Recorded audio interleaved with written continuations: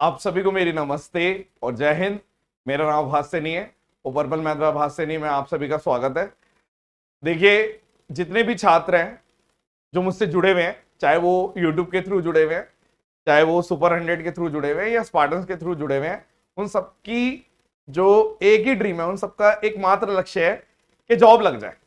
ठीक है, तो जॉब लगने के लिए आपको सिर्फ मैथ्स नहीं आनी चाहिए, ठीक है, बाकी चीजें भी आनी चाहिए।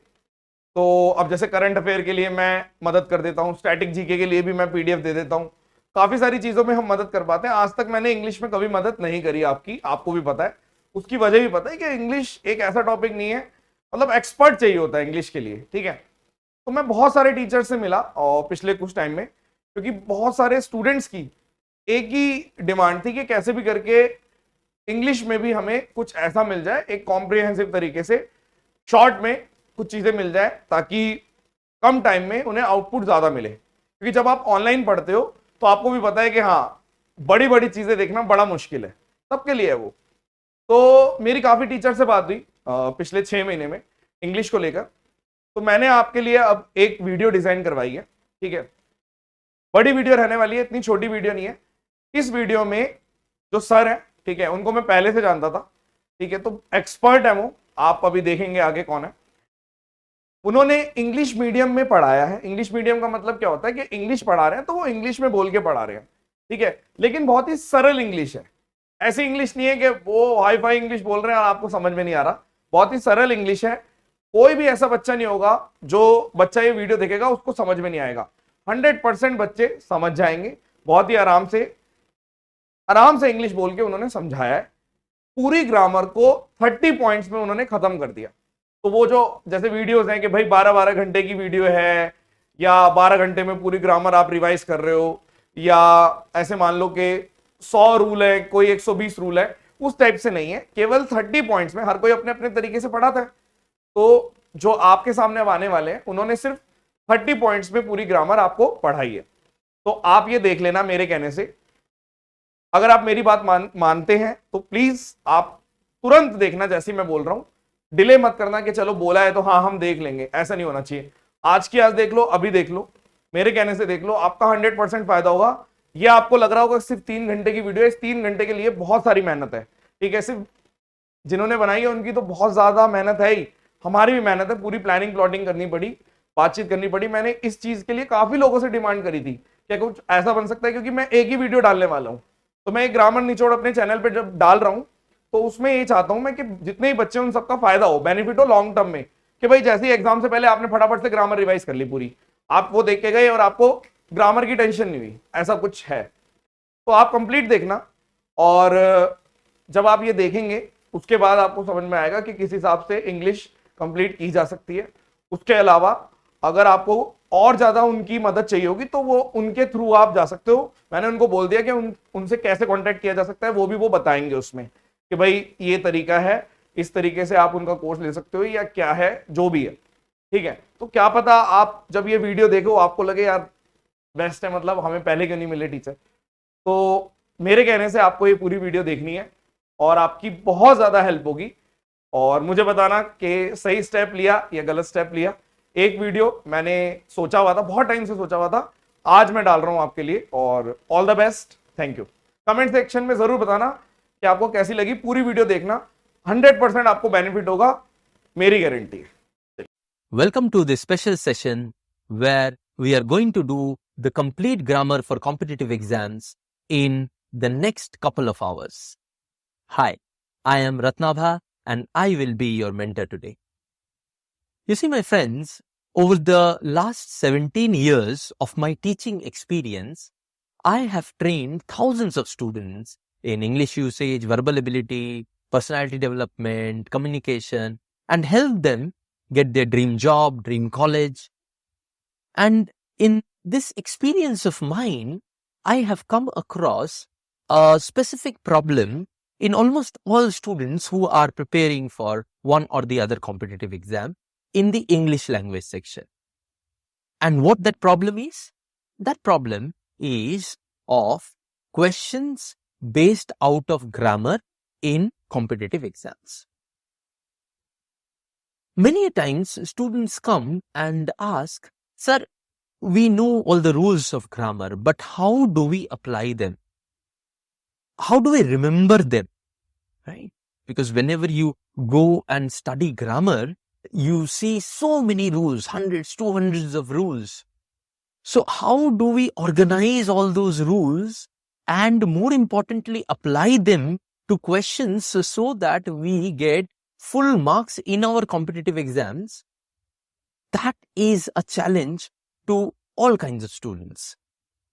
So we thought that why not to solve that challenge for you once and for all?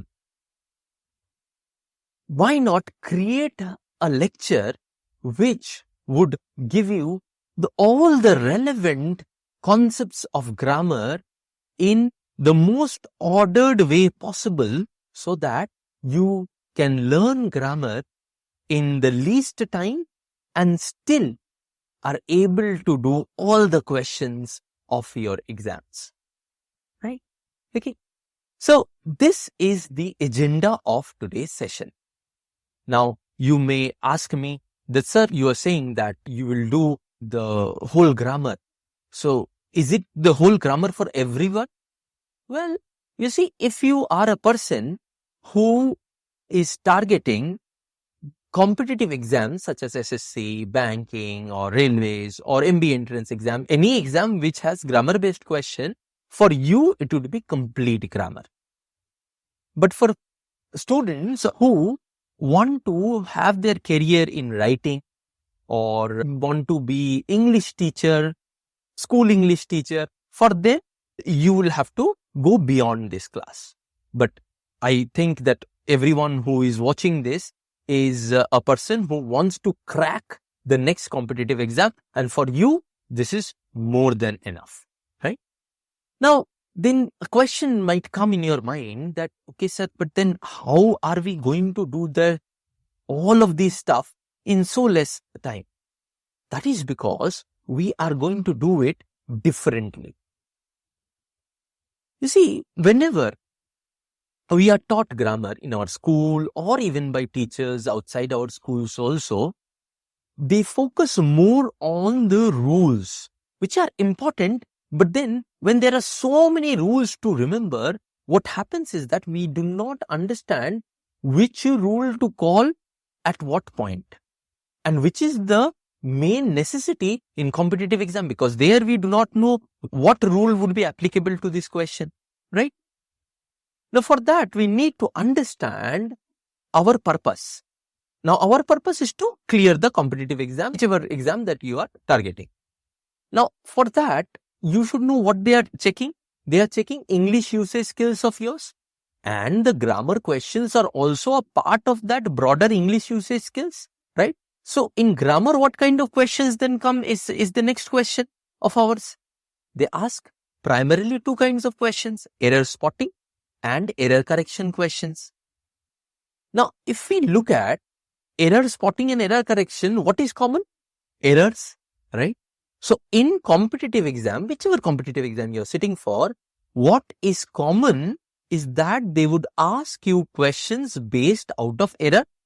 They would either ask you to identify the errors in a sentence, as they would give you a sentence and they would ask you to identify the error there, or they would ask you to correct some error in a sentence.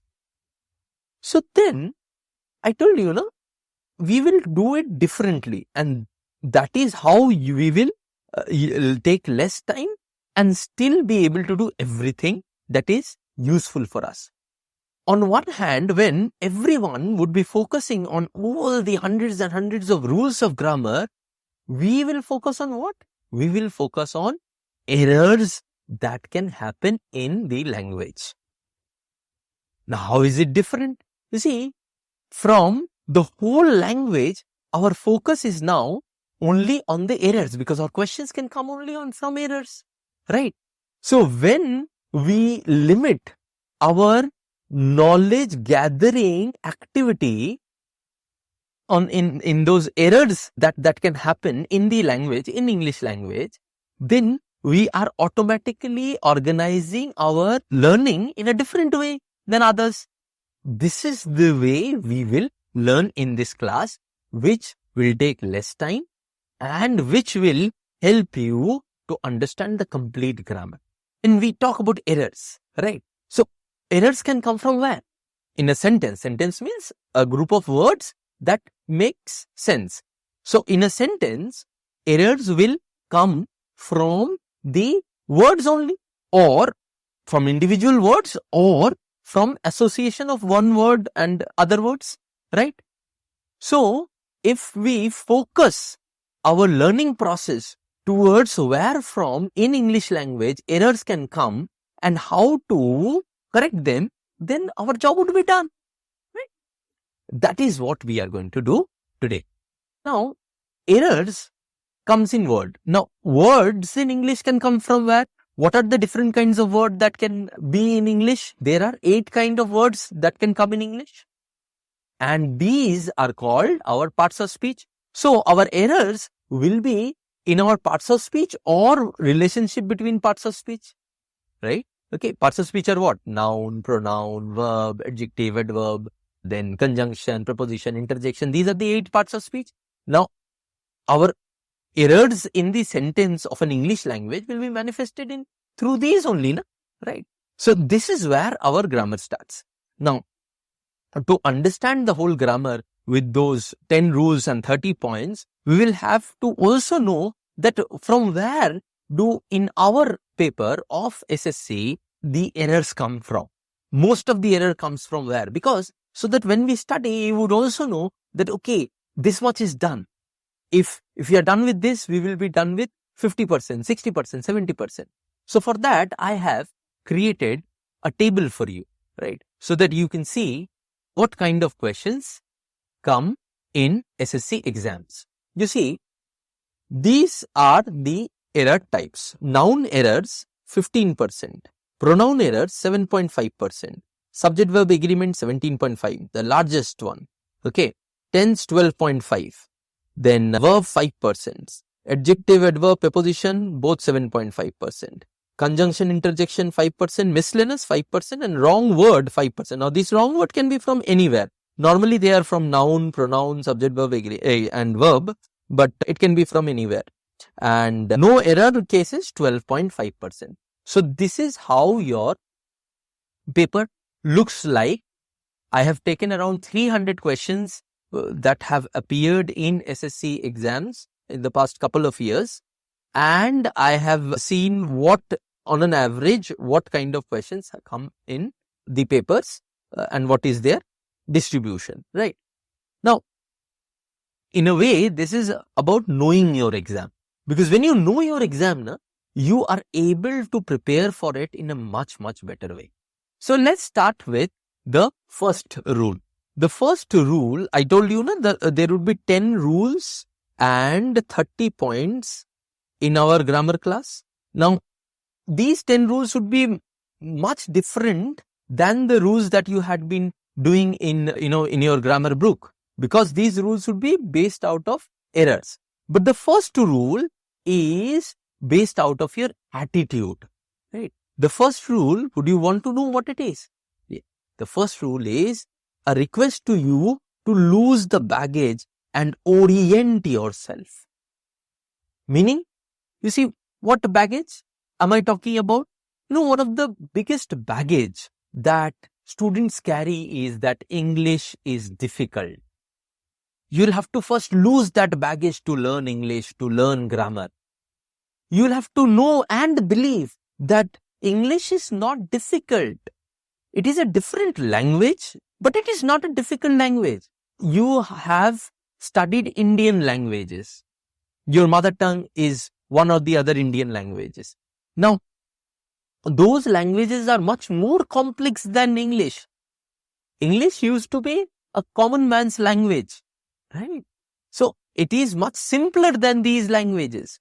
So, if you can learn Hindi, if you can learn Bengali, if you can learn Tamil, if you can learn Marathi, if you can learn Telugu, if you can learn Gujarati, you can very easily learn English. Okay? The next thing. You see, rules, points, techniques, okay, we will do them, but don't try to mug everything up. Always remember, all of these are just extensions of logic. So if you use your brain 90% of the times, logically only you will be able to identify the rules that we are talking about. Okay, right?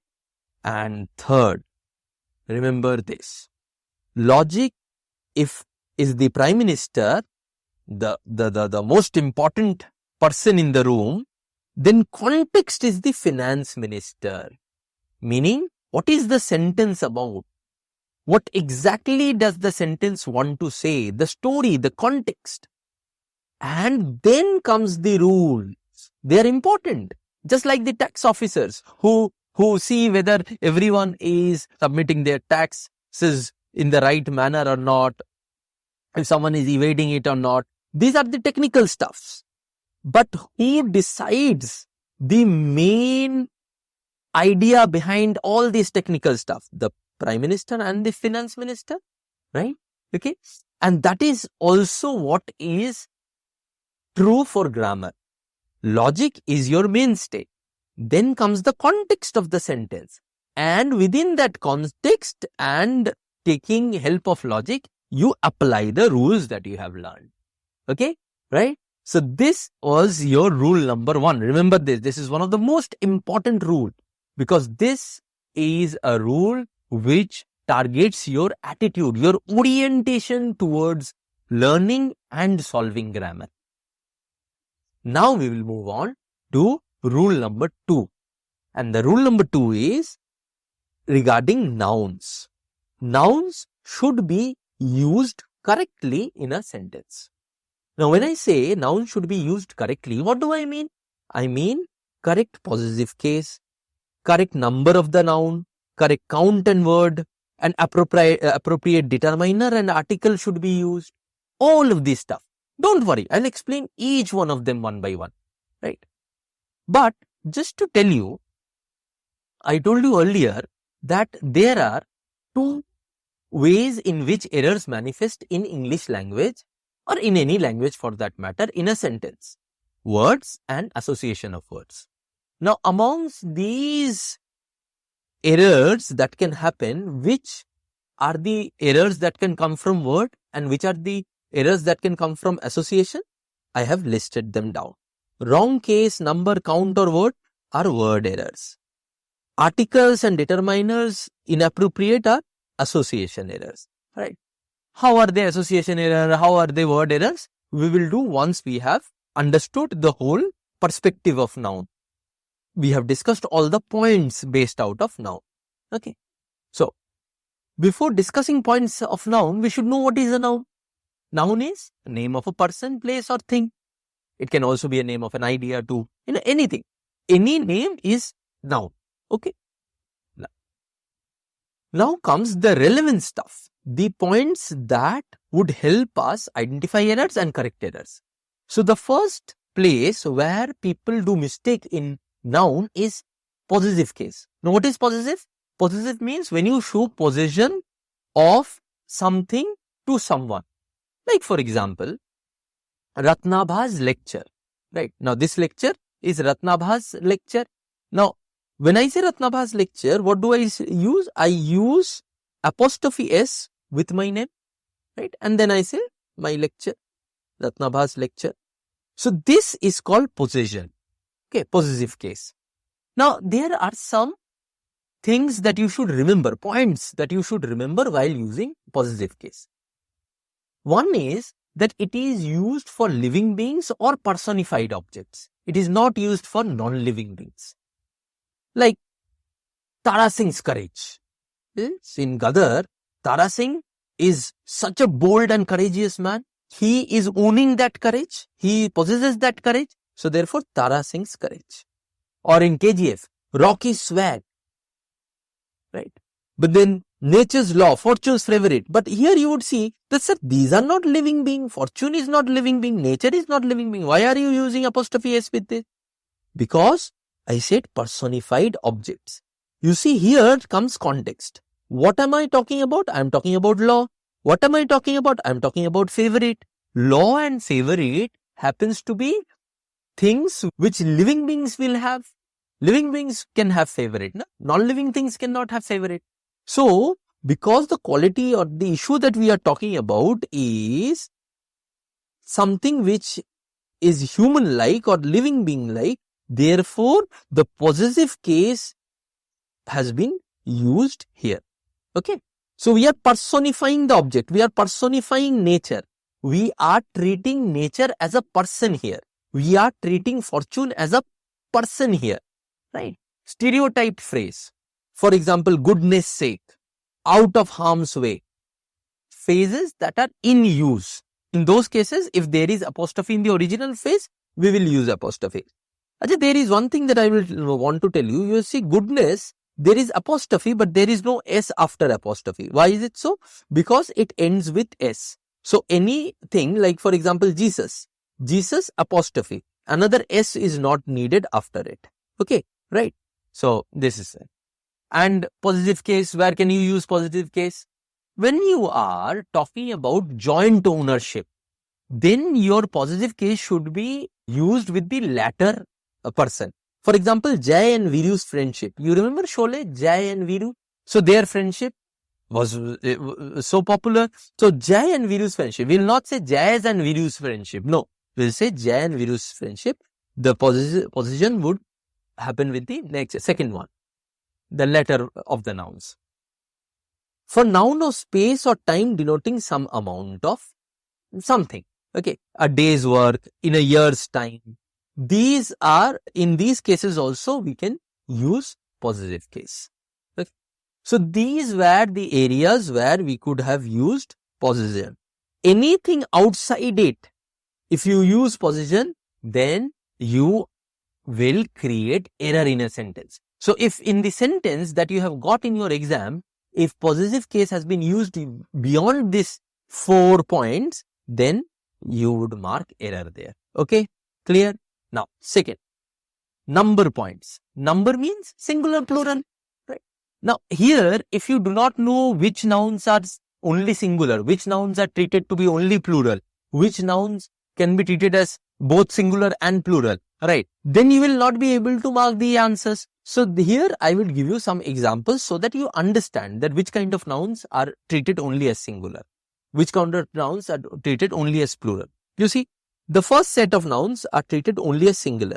News, information, advice, would, all of these are, singular nouns. They are used as singular nouns. Then collective and uncountable nouns. All collective and uncountable nouns are normally treated as singular nouns. Collective means herd of cows. Herd is collective. Okay. Then group of people. Group is collective. So in the collective one case, there is a case where it can be treated as plural. We will talk about that in subject-verb agreement. But overall, in generally, collective is treated as singular. Uncountable nouns like water, milk, rice. These are some nouns that cannot be counted. Na? So therefore, they are also treated as singular. So these kind of nouns and collective and uncountable nouns are treated as singular always. Now, some words are only plural like trousers, scissors, spectacles, these kind of words. Now the next one are those words which have different plural and singular, but the word is same. Like a sheep, many sheep.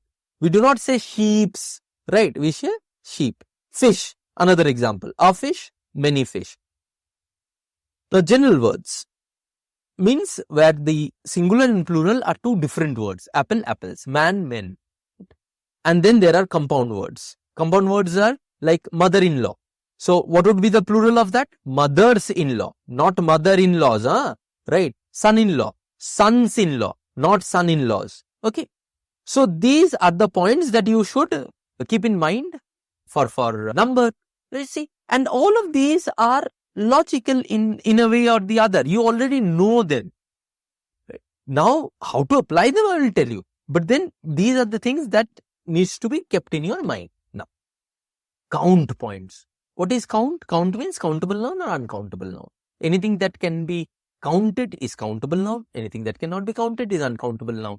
Now, uncountable has always singular form, but countable has distinct singular and plural form, like apple, apples, man, men, right? Now comes the word points, where wrong word can be used. For example, collective noun. For every set of animals or things, there is a particular collective noun, right? So, for example, for lions, it is pride of lions. Then for owls, parliament of owls, murder of crows, jury of judges, team of players. So, if you do not know that particular collective noun, it would be difficult for you to mark that. Normally, they give you collective nouns which are very common, right? A crash of rhinoceros, then gaggle of geese, right? So, you should know the common collective nouns, the list of 20-25 common collective nouns. If you want, I can share that with you. You should know them. That would be more than enough. Now, collective noun, remember, normally would be treated singular, as I told you earlier also in the number wala point. But for groups of human, they can be treated as plural too, in which cases I'll tell you, okay, in subject verb agreement. Now, the last point in this slide is, what are the other parts of speech used in place of noun? Then there would be error. Like if I say honest is best policy, then there is an error. Why? Because it should be honesty is the best policy. In place of noun honesty, I am using honest adjective, right? So this is another type of error that can come in your sentence. Till now, what I have told you, 1, 2, 3 and 4a, these were those points where if you go beyond these concepts, there would be error, right? In 4b, I am telling you, sometimes what happens, in the place of noun, we put something else, other parts of speech. So that will also be an error, right? We'll have to identify that from the context. See, this can only be identified from the context only, right? Now, so that was your word errors. All word errors of noun has been covered. From wherever errors can come in word, we have covered it. Now, let's understand the association error. Article and determiners. Now, articles and determiner, a lot of people would identify them as adjective, okay? And they might do so. And it does not matter. Whatever you identify them, you should know how to use them. Okay. We are learning them as a part of noun because they are used with noun. Okay. And what kind of article, what kind of determiner should be used is determined by the noun that is there. Therefore, it makes sense that we understand them from the perspective of the noun. Now, what is article? Article is something which demonstrates the definitiveness or the number associated with a particular noun. So there are 3 articles: definite article, the, and indefinite article, a or an. Okay. So when is definite article used? Definite article is used to refer to something particular, or to make something important, or to make an adjective or quality out of a noun. I'll give you an example of each one of these. To refer to something particular. The teacher is teaching. So what are we doing here? We are referring to a particular teacher. Okay, right? Now, then we say the Ganga is flowing. What are we doing here? We are referring to something important. Okay. Then we say the good never remains silent. What are we doing here? Before the good, when we place this the, we are essentially referring to all good people. So good people never remain silent. So we are transforming an adjective to a noun by using the good. The next one is Virat is the Sachin of this generation. What are we doing? See, Virat is a noun, Sachin is a noun. But we are using Sachin as an analogy for greatness, right? So Sachin was the best player of his generation. So Virat is the best player of this generation. So to portray best, quality best, we are using the word Sachin, the noun Sachin. So we are making quality out of a noun. So this is another use of definite article. Okay. So in these 4 ways, definite article can be used. Indefinite article, to refer to one or to refer to anyone in a class. Example, I need a pen. This is one pen. I need one pen only. Second example, an apple a day keeps the doctor away. Here, what are we doing? We are referring to any apple. Any apple a day will keep the doctor away. Na? It's not a particular apple, right? So, an apple a day keeps the doctor away means any apple. So, indefinite article is where you are not definite about which apple, which pen. Now, here comes very interesting thing. And what that is? You see, a lot of students I see are very confused with the fact where to use A and where to use an. We always know that A is used with the sound of consonants and an is used with the sound of vowels. But then in English, we see so many exceptions. Like, for example, umbrella, right? An umbrella. But when we say unicorn or university, that is a university, a unicorn. Then if we say MBA, which starts with an M, an MBA, right? So how do we explain these stuff? So, this sound of vowel, sound of consonants used to pester me in my student life also. So therefore, I went deeper into it and found out a solution of it. And that solution is what I'm going to share with you. Once you understand from that solution, you will never forget and never do wrong in these kind of questions in article cases, right? So listen to the next part very carefully, because here I am going to give you the trick to differentiate between A cases and an cases, and this would be useful for your whole life. Okay, right? So let me show that to you. All of us know this A before consonant and an before vowel, but we do not identify vowel sounds.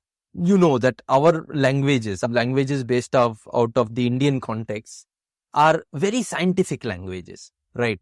So if we can take help from there, our English learning also becomes easy. So here in front of you, what is there? It is the list of swer words in Hindi, right? यही तो है ना सब हिंदी के स्वर वर्ण. So if we look at them carefully, what is swer vard? Swer vard are those letters from where sounds come in Hindi. And A and an are sound constructs. I mean, they are differentiated based out of the sound of the next word or the noun. So what I found out, that in English, these three sounds are not existing. But these sounds are there. These sounds are there. Okay. So any word that starts with these sounds should be preceded by an. Like, for example, umbrella. Umbrella, when spelled in Hindi, would start with a. Therefore, an umbrella. Right. Then, MBA. MBA would start with what? A. Why? Because we are writing M, but we are sounding MBA. Right. The first letter is A. Therefore, an MBA, right? Then, honesty starts with H, right? But the Hindi sound that starts honesty is O. So therefore, an honest person. An honest person. Everywhere you see. Acha, university. You said na university comes with A. So university, how would we spell it in Hindi? Ya. It does not. University, when spelled in Hindi, the first letter would be ya. It will not be any one of these swer words. So therefore, university, a unicorn. Got it? So this one trick can save your life in A and an. You will never make mistakes in A and an. Okay? Right? Okay. Let's move on. Determiner. Now, determiner means those words which determines amount or quantity of a noun. It's again a variation of adjective, I already told you. Like, for example, some and any. Some has a positive connotation, any has a negative connotation. This is the difference that you should know. For example, you want a bike from your father and you want money for that. So, my father gave me some money means he gave some amount. This is a positive. My father did not give me any money. Negative connotation. Okay, right? Next. Much versus many and little versus few. The difference between these two sets of words is that one is uncountable, that is much is uncountable, little is uncountable, whereas many and few are countable. So when we use uncountable noun, we will use much or little. So I have much money left. I have little money left. When we use countable things, we will use many or few. Like I have few coins left. I have few notes left. I have many coins left. Okay. Then comes the difference between a few and few, or a little and little, right?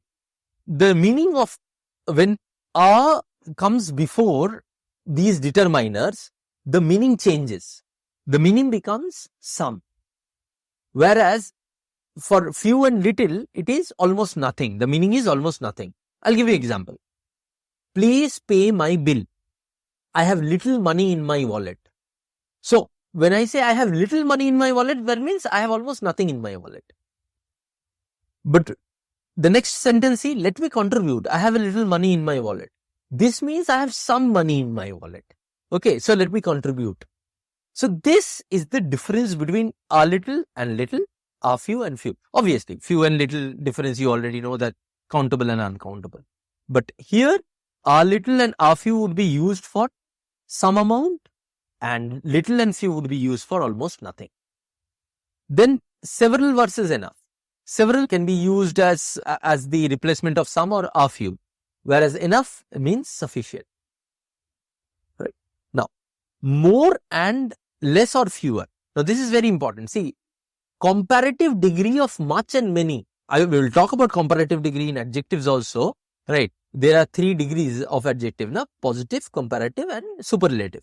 So, comparative degree of much and many is more, whereas less and fewer, both are comparative degree of little and few respectively. So, little's comparative is less.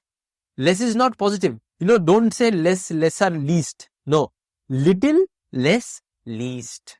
Okay. Few, fewer, fewest.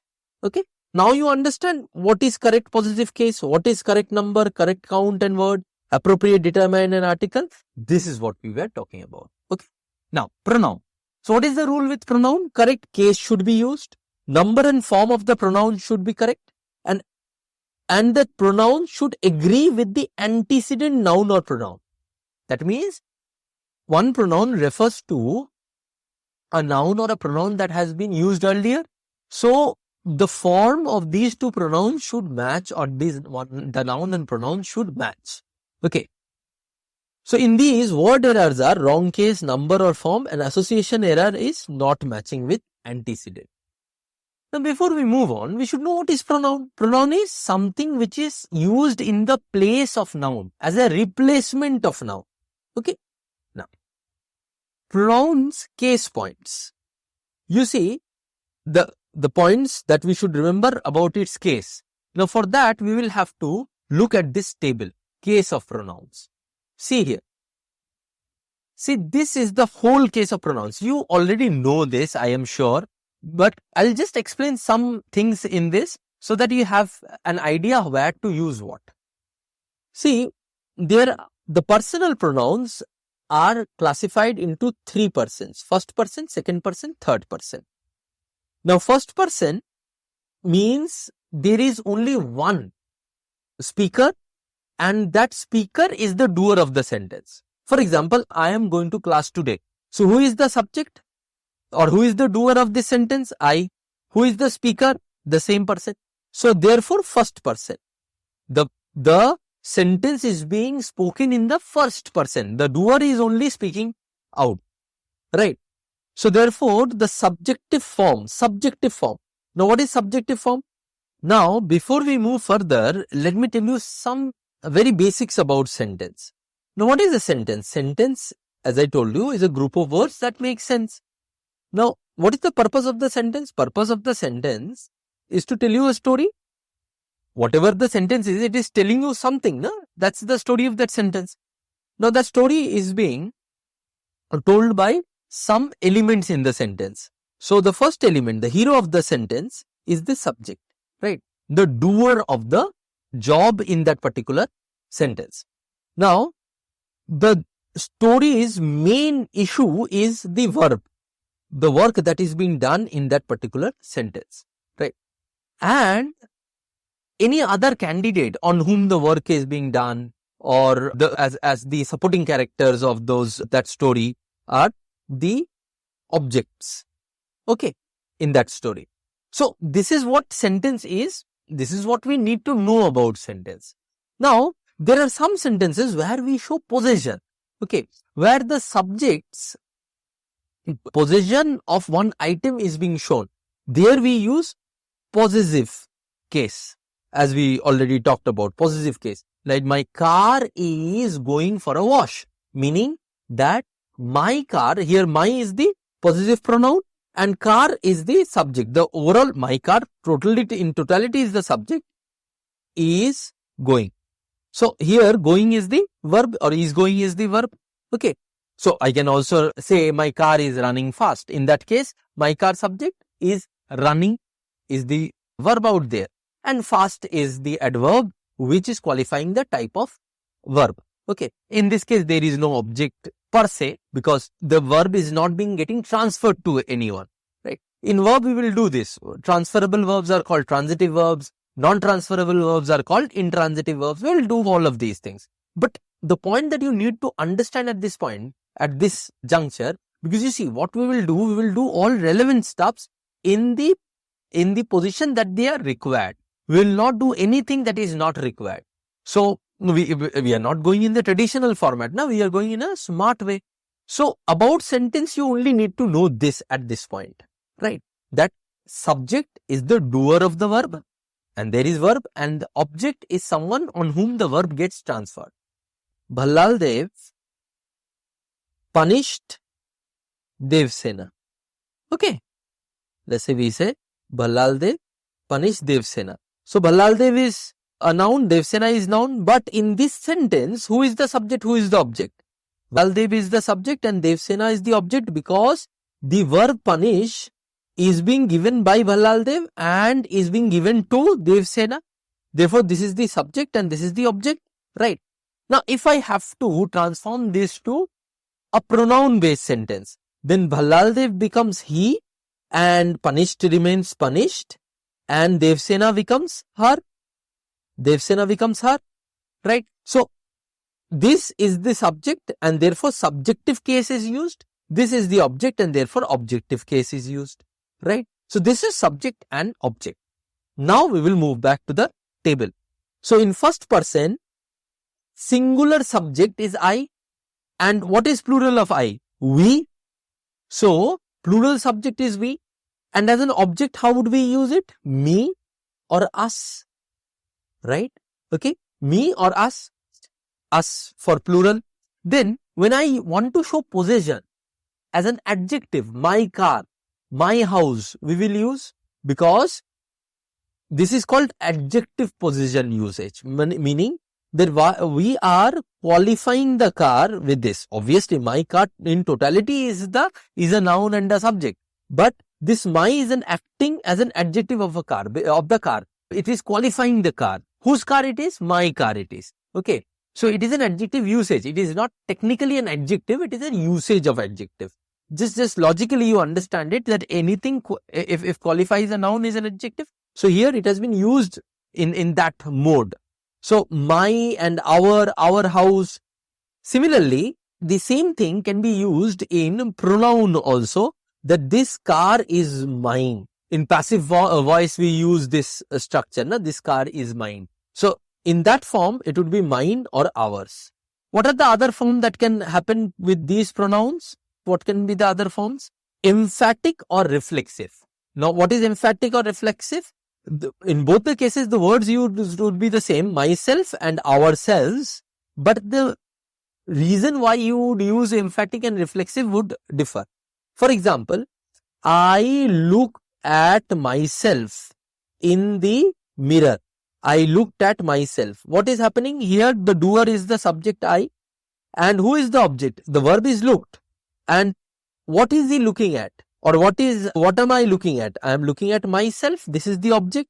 So when the subject and the object are the same person, then it is reflexive. Okay. I looked at myself in the mirror. Then we fed ourselves, meaning that we cooked food for ourselves and ate it too. So we fed ourselves means We is the subject, fed is the verb, and ourselves is the object, right? So this is reflexive. This is the reflexive use. Now what is the emphatic use? Let me tell you. I myself will do this. Will do this. Meaning that no one but I will do it. Okay. So I myself will do this means I am emphasizing the fact that only I will do this. Now, this is a different usage than the reflexive. Here, myself is not being used as an object. Here, myself is being used as an additional emphasis to the subject. Right? This is emphatic use. Okay? Right? Now, the second person pronoun. Why do we say second person? Because here one person is the speaker and another person is the doer. So, the doer is the subject of the sentence and therefore second person. The second person is the doer. Right, the speaker is a different person. Why? Let me tell you second person example. You are learning grammar today. So I am speaking, right? But who is doing the job? You are doing the job, right? And the subject matter is you. You are the subject matter and you are also the listener of this sentence. You are listening to. And there are only two people involved in this sentence. The speaker and you, the subject who is also listening. Therefore second person. You in singular plural remains same. In objective form also remains same. You asked him, he asked you. See, as a subject also same, object also same. Then as a possessive adjective, it is your and pronoun yours. As emphatic and reflexive, yourself in singular and yourselves in plural. Okay. Then comes the third person. Third person means one person is speaking, one person is listening, and the third person is doing the job. Right. When I am saying that he is learning grammar, I am saying it, you are listening, and the third person is doing it. Okay. So therefore third person, three people. So he and she, singular, they, plural, objective, him and her, and plural them. Possessive, his and her, his car, her pet, their house, possessive. And then in pronoun form, this car is his, this pet is hers, this house is theirs. In emphatic and reflexive form, himself, herself and themselves. Okay. Now, the third extension is for inanimate object or for pronouns of babies and animals, that is it. Oh, in this I forgot to write the plural of it. Let me write that down. You see, in it, the plural is they for the subject and for the object, obviously it is them. In the case of it, if it refers to a logic or an idea, then there is no plural. But if it is referring to an inanimate object or babies, obviously then plural can be made. Okay. Now, indefinite pronoun. Indefinite pronoun is, we will take only one because from that only you would understand. So, one is in subjective forms and its plural is ones, objective form one, ones, and possessive one apostrophe s. The oneself is the emphatic or the reflexive one, right? So this, please understand, you do not need to remember them. You already know these. You already use these.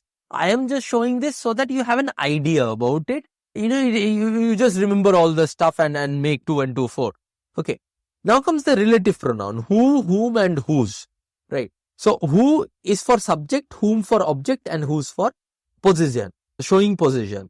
Now, let me give you some examples and then it would be clearer. He loves cinema as much as I. Look at this. Why did we do this? Why is this table important? This table is important so that we know that when to use which form. For example, the first sentence, he loves cinema as much as. Most people write he loves cinema as much as me. In this place they write me. But me should not come. Why? Because this is a shorter sentence for he loves cinema as much as I do. How can object come here? Is there any place for object here? Object is something on which the verb is being transferred. No verb is being transferred here. Right? He loves cinema as much as I do.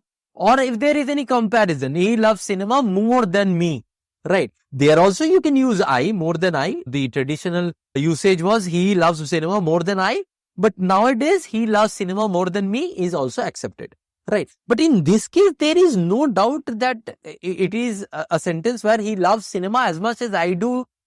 I am not using the do because it would be extra writing. Okay. So in these kind of cases, you should have I, because here the person is doing work. Any person in a sentence who is doing work should be treated in subjective form. He is not the subject of the sentence. Please understand, my dear friend. Do not confuse this subject with this. There is one subject of a sentence and there are subjective forms in a sentence, right? Okay, here this person, anyone who does work is in subjective form, but anyone who does work will not be the subject of the sentence. Subject of the sentence will be determined by the story of the sentence. Who is doing the main verb of the sentence? Okay, okay, right? So now next, she loves pizza more than me or I, both are accepted, as I told you. Now here comes these rule, order of personal pronoun. And then I'll come to that example. You see, personal pronoun are what? He, you, I, these are the personal pronoun. So what should be the order in which they should come if all of them are subject in a particular sentence? For positive and neutral scenarios, you would use you first and I later. So you and I will go for a walk. Neutral. You and I have scored 100 in this exam. Okay? He and I have scored 100 in the exam. He and I are going for a walk. And if all the three are there, then first you would use you, then he, then I. First the second, then the third person, then the first person. Okay? For negative scenario, it should be I and you. Now, what was the logic? That if there is a blame to be taken, it would be good if you take the blame first. I mean, the person who is closest should be taking the blame first. That means I should be taking the blame first. I am speaking. So I should take the blame first, and I and you messed up this exam. Right? I and he messed up this exam. And if all the three are there, I, you and he messed up this exam. And if you and he are there, then you and he messed up this exam. Okay. So this is how it should be. So if it is negative, then first person first, then second, then third. In negative, the normal order, first, second, third. But in positive, there would be changes. Okay, right? There would be changes. Clear? Now, therefore, if you see, he and I stood joined first in the exam. So when there is credit, I am giving credit first to the other person. Then, whom do I ask the address? Now, here if you see, the relative pronoun, whom do I ask? Now, whom is objective form? Why have I used objective form here? Because in this question, who is coming? In this question, what is the subject? Who is the subject? Because that person is doing the work of coming. I don't know who is that person, but that person will be doing the work of coming. Here, who is doing the work? In the first sentence, I am doing the work of asking the address. I am doing the work of asking the address to someone. That someone is whom? Because it's a question. It's in questions form. So that whom is therefore the object now. Right? So whom is the objective form. This is the way you would use it. That is why we did this table. That is why we spend so much time with this table. You know, noun, pronoun and verb. If you do these three, you would be done with more than 50% of, almost 60% of grammar for competitive exams. Okay. Now, therefore, we will take more time in these also, because here our foundation is being set. So that when we move ahead, we will do things much, much faster. Now, so pronoun case points, we saw what are the pronoun case points. Now, other form points. What about the other pronoun? These are not the only pronouns. No? There is this, there is that, right? So when do we use this and that? These are that are demonstrative pronoun. They are used for near object, far object. Like exercise and diet are necessary for healthy life. This is perhaps more important than that. Now, which is near to this? near to this is diet. So diet is perhaps more important than that. That is for, so exercise, right? That is referring to exercise and this is referring to diet. Okay. It can also refer to, in a story, it can also refer to something which is nearer in context. Here we refer to nearer in sentence. So this was nearer to diet, therefore diet. Okay. It can be in the context also. Now, then the next is the difference between that and those. That is singular and those is plural. Now this, here the that is being used in a different way, here that is being used in a different way. You see, again and again you are saying that context determines how you do use words. There is no hard and fast rule of using that in a particular way. Where it is used, in what context, that would determine. For example, in this sentence, the roads of Delhi are better than those of Mumbai. Now what are we doing? I'll first give you an example of that and then I'll come to this. The food of restaurant X is better than that of restaurant Y. Okay. So the food of restaurant X is better than, we are comparing food with food. So here that refers to this food. The food of restaurant X is better than the food of restaurant Y. In place of this, I am saying the food of restaurant X is better than that of restaurant Y. Clear? Okay. Right. So this is how that has been used here. Here why am I using those? Because the subject is roads, which is plural. So if it is plural, therefore the pronoun that is referring to it should also be plural. Okay. Now, indefinite. One, none, someone, somebody, all of these are indefinite pronouns. And all of these are treated as singular, except none. None can be treated as singular as well as plural. For example, none of the boys have come. Here, none is being treated as plural. Whereas, do you have some food? Sorry, there is none left. Here, none is being used as singular. Why is it so? Because the noun that it is referring to is plural and singular respectively. For example, here, boys is the noun, therefore have. Here, food is the noun, therefore is. Okay, right. So, for none, this happens. For the other ones, one, someone, somebody, everyone, everybody, only singular. And again, see, these same words can also be used as other parts of speech also. We will see that. Okay. Distributive.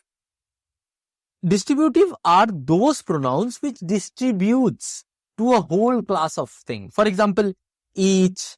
We are referring to everyone of a group. Either, every, each other, one another, all of these are distributive pronouns. You don't need to remember the names, distributive, indefinite, demonstrative. No, you only need to know the usage. Remember this. I am telling you this because I need to tell you. Okay, but you don't need to remember this. You need to only remember the usage. And how do you remember the usage? Through the logic that I am telling you. Okay. So, for example, either is a part of either or. Therefore, you should always remember either is used for two things.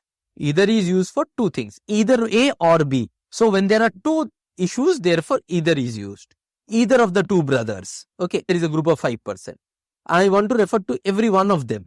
Then I use each or every. Okay. Now, every can only be used for more than two. Each can be used for two and more than two, both. Okay. Now, that's the only difference between each and every. Now, relative pronoun.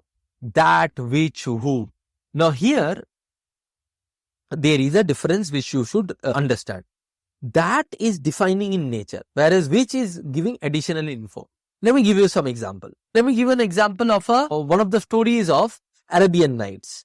In Arabian Night, there was this story that Ali Baba and Chalis Chor, where one of the thieves come and mark the door of Ali Baba with a cross. Now, Marjina sees it, and what she does, she puts a cross in every house of the society or that place. Now, when the thief went back to dacoit leader, he said, the house that has a cross mark is Alibaba's. Okay, right. The house that has a cross mark. That means that in that area there is only one house which can be identified by that cross mark. The only one house has a cross mark. Okay.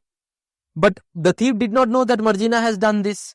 So when the dacoits come, they see that every house has a cross mark. They go back to their leader and say that he said that the house that has a cross mark is Alibaba's. But the houses that we saw were houses which has cross marks. Now you see what happened? That converted to which? Why? Because when the thieves come and go back to their leader, they say that by all the houses in that area had cross mark. So cross mark is now just an additional information to refer to house in that particular society or that area. So that's the difference between that and which. That is used for definition, which is used for additional information only. Okay, right? Clear? Now, match with antecedent. The pronoun should agree with its antecedent noun. For example, all passengers must show their tickets. Now, this pronoun should match with the noun it is referring to, which is passengers. Right? Their tickets, all passengers plural, therefore their tickets. Then, Tara should bring his son back. Now, Tara is one person, so therefore singular pronoun his. Obviously, Tara is our favorite Tara Singh from Gadar. Everyone should do his or her studies. Now, see here, everyone is singular because it's an indefinite pronoun. Here I am using his or her. You can use either his or her. Okay.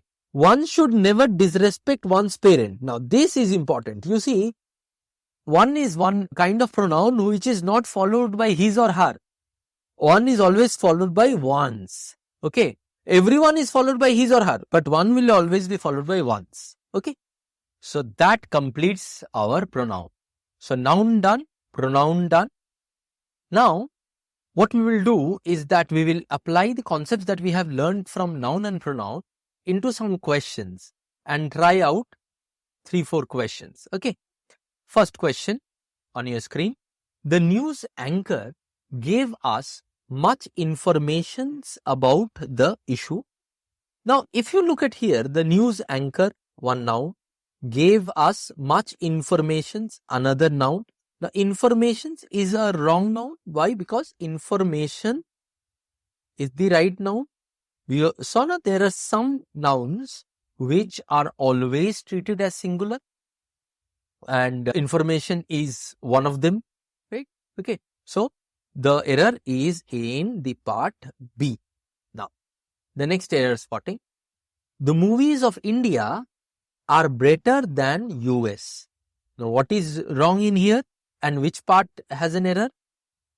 You see, the movies of India, movies one noun, India of India is okay, are better than US.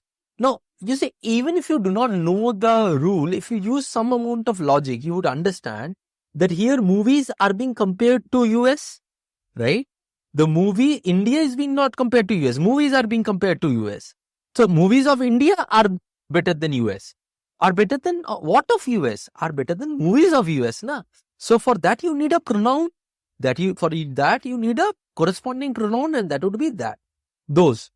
The movies of India are better than those of US. Okay, right? So, this should be the right one. So, C error. Next, third.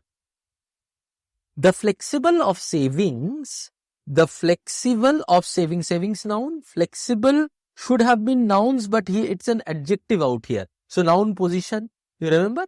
So, it should be flexibility of savings, not flexible. You can read the whole stuff, but because I found out in here only the error is there, therefore I marked it. Okay. Then question number 4, try it out. Done. See, Ram couldn't buy a gift with such a less amount. Now, less is of money, such a less amount of money. Now, less should not be used here. We would use little, such a little amount of money. Okay, right. The Jewish boy Shmuel is boy in the striped pajamas in the novel. Now, the Jewish boy, Shmuel is the noun, is boy in the striped pajamas in the novel. Now, here, if you see, the novel, specific novel, the striped pajamas, specific pajamas, but the boy is not specific. So, I need the boy here. Now, we are talking about a particular boy. Na? If his pajamas is a particular, then the boy should also be the particular boy. So, the Jewish boy, Shmuel, is the boy in the striped pajamas. Right. This is the name of a story also, the boy in the striped pajamas, whose main character, one of the main characters was Shmuel. Okay. So these were the questions. We applied the concepts that we learned in here and we were able to do these questions. Now here you knew that the errors would be in nouns and pronouns. So then the question comes where we would not know how to do that. That we will do at the end of the session when I have told you all the rules, all the concepts, all the points. Right. So at the end, you would come to know about that also. But as of now, when you know the noun and pronoun concepts, doing these questions, were they difficult? No. Because in competitive exam, they do not want to see whether we are Shakespeare or not. They don't want to see that. They want to see whether we are able to use English in the right way or not.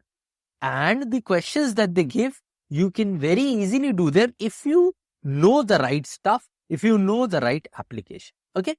So now the nouns done, pronouns done, let's move on to the next big thing.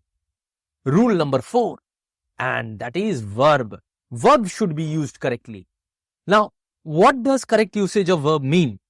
It means subject-verb agreement. It means tense consistency. It means right conditionals and modals. And it also means position and form consistency. Right? Okay. So what all of these things means, we will do them one by one. As you could have guessed that word errors are position and form inconsistency, whereas all the other ones are association errors, subject verb agreement, disagreement, tense inconsistency, wrong modals, right? So in this case, we will do the association error first. In the noun and pronoun case, we did the word error first, but in this case, association error first, because verb being the most important topic and the most important errors being from the association, we will do that first. Now, before we move on to that, what is a verb? Verb is a word that show action or state of being. Now, what do I mean by action or state of being? I made this food. I went to Goa. All of these are action. Okay, went, made. I am a teacher. Now, this is a state of being. When I say I am a teacher, this is a state of being. Right? So, this am is state of being. So, for state of being, we use to be verbs. Am, is, are, was, were. So, these to be verbs are used with state of beings. Okay. Now, let's first look at verbs, all forms. Now, then, this is called a regular verb and these are called irregular verbs. Why? Because where the past and the past participle form are same, they are called regular verbs. Where the past and past participle broke, broken, went, gone are different, they are called irregular verbs. Right. Base form can be made singular. Base form is always in plural. Base form can be made singular by adding s or es. Okay. Just like this. Open, opens. Break, breaks. Go, goes. Right. Then, to make present perfect, past perfect, we need use past participle form. To make continuous tense, we use present participle forms. Okay. To make present perfect continuous also, we use participle forms. So, participle, past participle, present participle are used for these reasons. Okay. Right. Yes, obviously, participle is also used for participle and gerund, and to be verb is the infinitive form. All of these we will do later in the next concept. But as of now, the uses, we will see it from the perspective of how it is used in a sentence as a verb. Gerund, participle, to be infinitive are not used as clearly verbs. Na? Okay. Now, there are some things that you should know. And they are, 1, some verbs are dynamic, some verbs are static. Meaning, action words, eat, drink, go, read, walk, these are dynamic. Stative means that shows emotion, perception, idea, ownership, these kind of words. These are not dynamic. These are not, happening. Something is moving, something is acting. That does not happen in here. Feel, think, believe, desire, these kind of words. Perception wale words. For the dynamic verbs, there are always ing forms. Okay, eating, drinking, going, walking, watching. For stative verbs, we avoid ing form. That is what grammarians say, but then as you know that language moves faster than grammar. So there are many instances where even with stative verbs, ing or continuous is used. For example, seeing is believing or I am loving it. These are using continuous tense with stative verbs, right? So normally it is said, but it's not a hard and fast rule. Now, the last thing that we will do here is the bare infinitives. That infinitives are used, basically infinitives are used in multiple cases. That we will do in detail in one of the next concepts. But infinitives are basically those words that can come with to. So, I like to play cricket. So, to play is the infinitive form. Okay. He came to break the glass. To break is the infinitive form. Now, infinitives, why they are used, we will go in detail, but in when we will discuss infinitives. But please understand, some verbs do not come with to. Now, how do we know when the verbs will not come with to? There are 2-3 conditions. One, when you use sentences like this, you need not go with me. Now, here what is happening? You need not. Okay. Now, this is creating a structure where to go would seem to be very odd. You need not to go with me. Bahut odd lagega na, very odd. So, therefore, we will not use to here. We will use you need not go with me. You see, if you used you need to go with me, there to go would have gone. But here, it does not go with. After perception verbs also, to does not work. Like, for example, I watched him go. I watched him to go. No, I watched him go. Okay, watch is a perception verb. So, I watched him go. We felt the ground shake. Not we felt the ground to shake, because this is a perception verb. After preposition, the child does nothing but cry. Now, to cry, वैसे it can come. But the child does nothing but, after but, it cannot come to cry, right? So, these are some conditions where you cannot use to.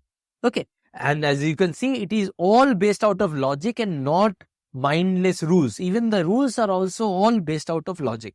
When you read a sentence, you see how the verb is placed out of there, you would know whether it is being used with a to or not. Remember one thing, though here the infinitive has not been, to has not been used, but still it is an infinitive form only. Infinitive means V5 form only. Okay, it is not this form. Okay. So I have already explained you the most important parts of verb.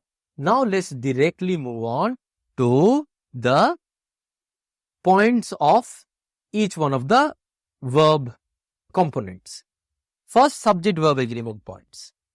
You see, when I say subject and verb should agree, now subject and verb should agree on what? Subject and verb should agree on the number. That means singular subject should come with singular verb and plural subject should come with plural verb. That's the simplest form of that rule. But there are some extension to it. For example, I told you that in the collective noun, sometimes in human subject as a collective noun, there is a problem. Human subject can be treated as plural also. Normally, collective noun is treated as singular.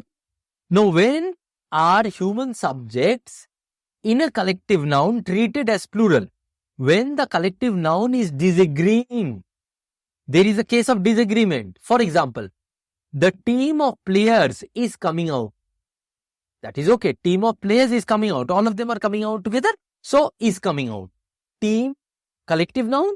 Therefore, verb is, should come. Is coming, should come. Singular verb. Okay. But jury disagree on the issue. Now, jury means what? Jury of judge. Jury is the collective noun for judges. Okay. Jury of judges disagree on the issue. Disagree on the issue. Disagree is a plural verb. Right. So, jury disagree on the issue means when jury is agreeing on an issue, then we will use is or jury agrees on this case. Singular verb, because they are doing the same thing.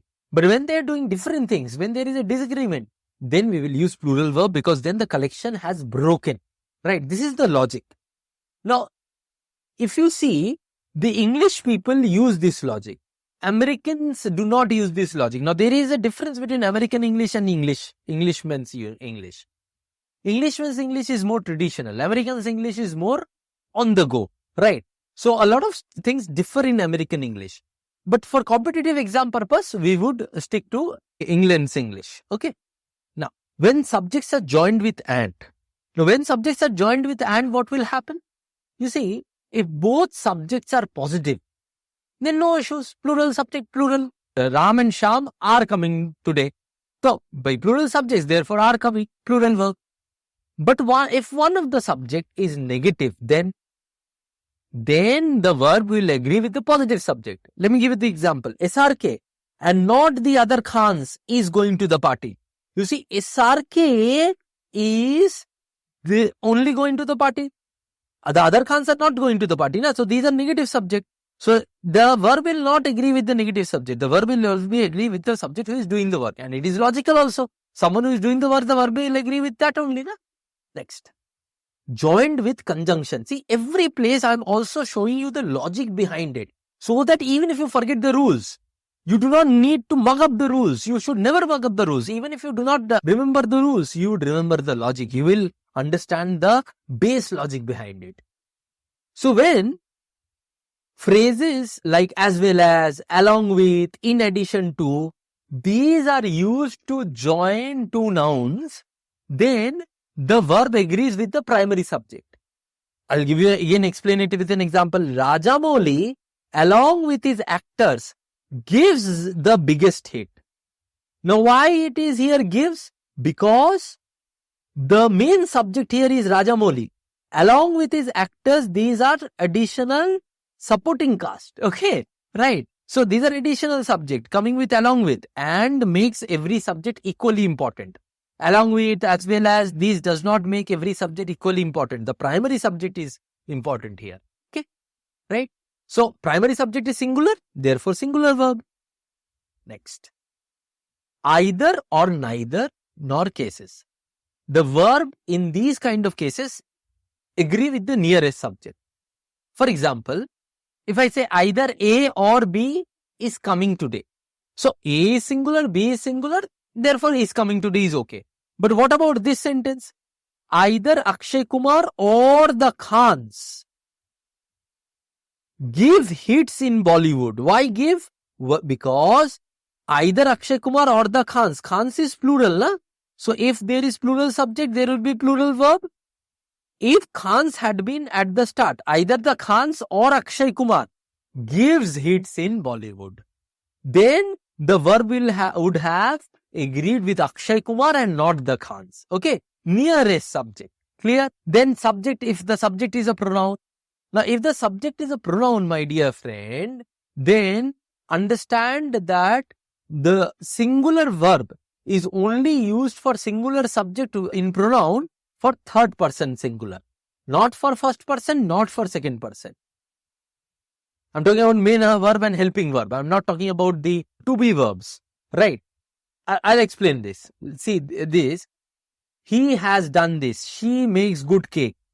Now, these are singular verb coming with singular subject, he and she. But I make good cakes. I is a singular subject or singular pronoun. But it does not come with a singular verb. It comes with a plural verb. You to always comes with plural verb. You know that you are doing this. Always comes. So, only for third person singular subject. In the table of pronoun, remember, there were three personal pronouns. First person, second person, third person. Out of these three, only third person singular subject comes with singular verb. Okay. Now, next with pronoun, you should remember for relative pronoun means who, that always look at the antecedent to identify the number. For example, the people who divide society are dangerous. Now, this is important. See, people is plural. who refers to people? If who refers to people, this who is plural. Who can be singular or plural depending upon what it refers to. It is a relative pronoun, na? So therefore it would depend upon what it refers to. So if it is plural, therefore divided will come and R will come here. Okay, divide is plural verb, R is plural. So subject verb agreement is done. Subject verb agreement, as you know, it's off 15 to 17.5% of your exams questions come from subject verb agreement. So one of the biggest chunk is done, right? Now the next biggest chunk, tense. Now for tense is something that many people get confused in, right? So therefore we will, again, for tense also, we will solve your problem. Let me come on the screen for this. Tense is another thing that people are so confused with, right? Where to use what tense, even in their own writing. In identifying errors also, in even writing, in their own writing also, they make so much errors in tense. So if your exam has a writing test, there you would see that this knowledge would come very, very handy. So today, as we did for the other things, once and for all, we will clear all our concepts of tense. The confusion with tense, you know where it lies? It lies from the fact that we look at tense from our lens. We look at tense from only the rules. We do not understand the crux of it. Always look at any sentence, not only for tense, for every purpose, any sentence from the perspective of the author, the person who has written it or the person who is saying it. Then you would see a lot of things will become clearer. And we will see it in practice in the explanation of the tense. So let me show that to you. There are three kinds of tenses. Tense means what? Tense is something that refers to the time of the action, right? Verb is action. Now, if verb is action, that means that action will have some time, no? So whether it has happened now or in past or in future, that is shown by tense. Okay, right. So first we will understand present. Now we will take a context. Now, what is the context? Let's take a context of an interview. Okay, you have done your graduation and you have gone for a job interview. Now in that interview, let us put everything in that context, because tense without, you cannot understand tense without context. You know, many people say, I went hona chahiye ya I have gone hona chahiye.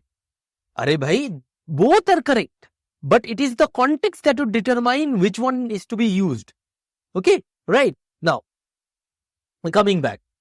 So let's see, this is a timeline. What does a timeline mean? Timelines means that this is the point where you are speaking. This is your near past and this is your far past. This is your near future and this is your far future. Now you might ask me, sir, near future क्या होता है, near past क्या होता है? क्या 2 साल near past है, 2 साल near future है? No. Again, it would be dependent upon the context. In one context, something can be near past. In a different context, the same time can be far past. So, for tense, it never depends upon absolute time. It depends upon what you want to do with it or what the author wants to do with it. I'll give you an example. The whole example, and it would be clearer.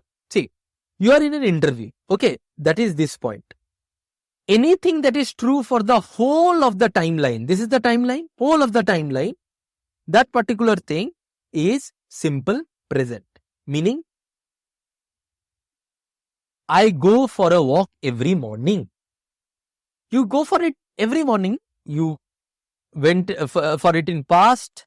You do it today. And you are supposed to do it in future also. Because it's the habitual truth for you. Right? So, that would come with simple present. Okay. Anything that is true for the whole timeline. For you. Now, let's say you are in the interview and you have completed your graduation. You want to show something that has happened in recent past, and that is your graduation. Your graduation is done. Now you want this job.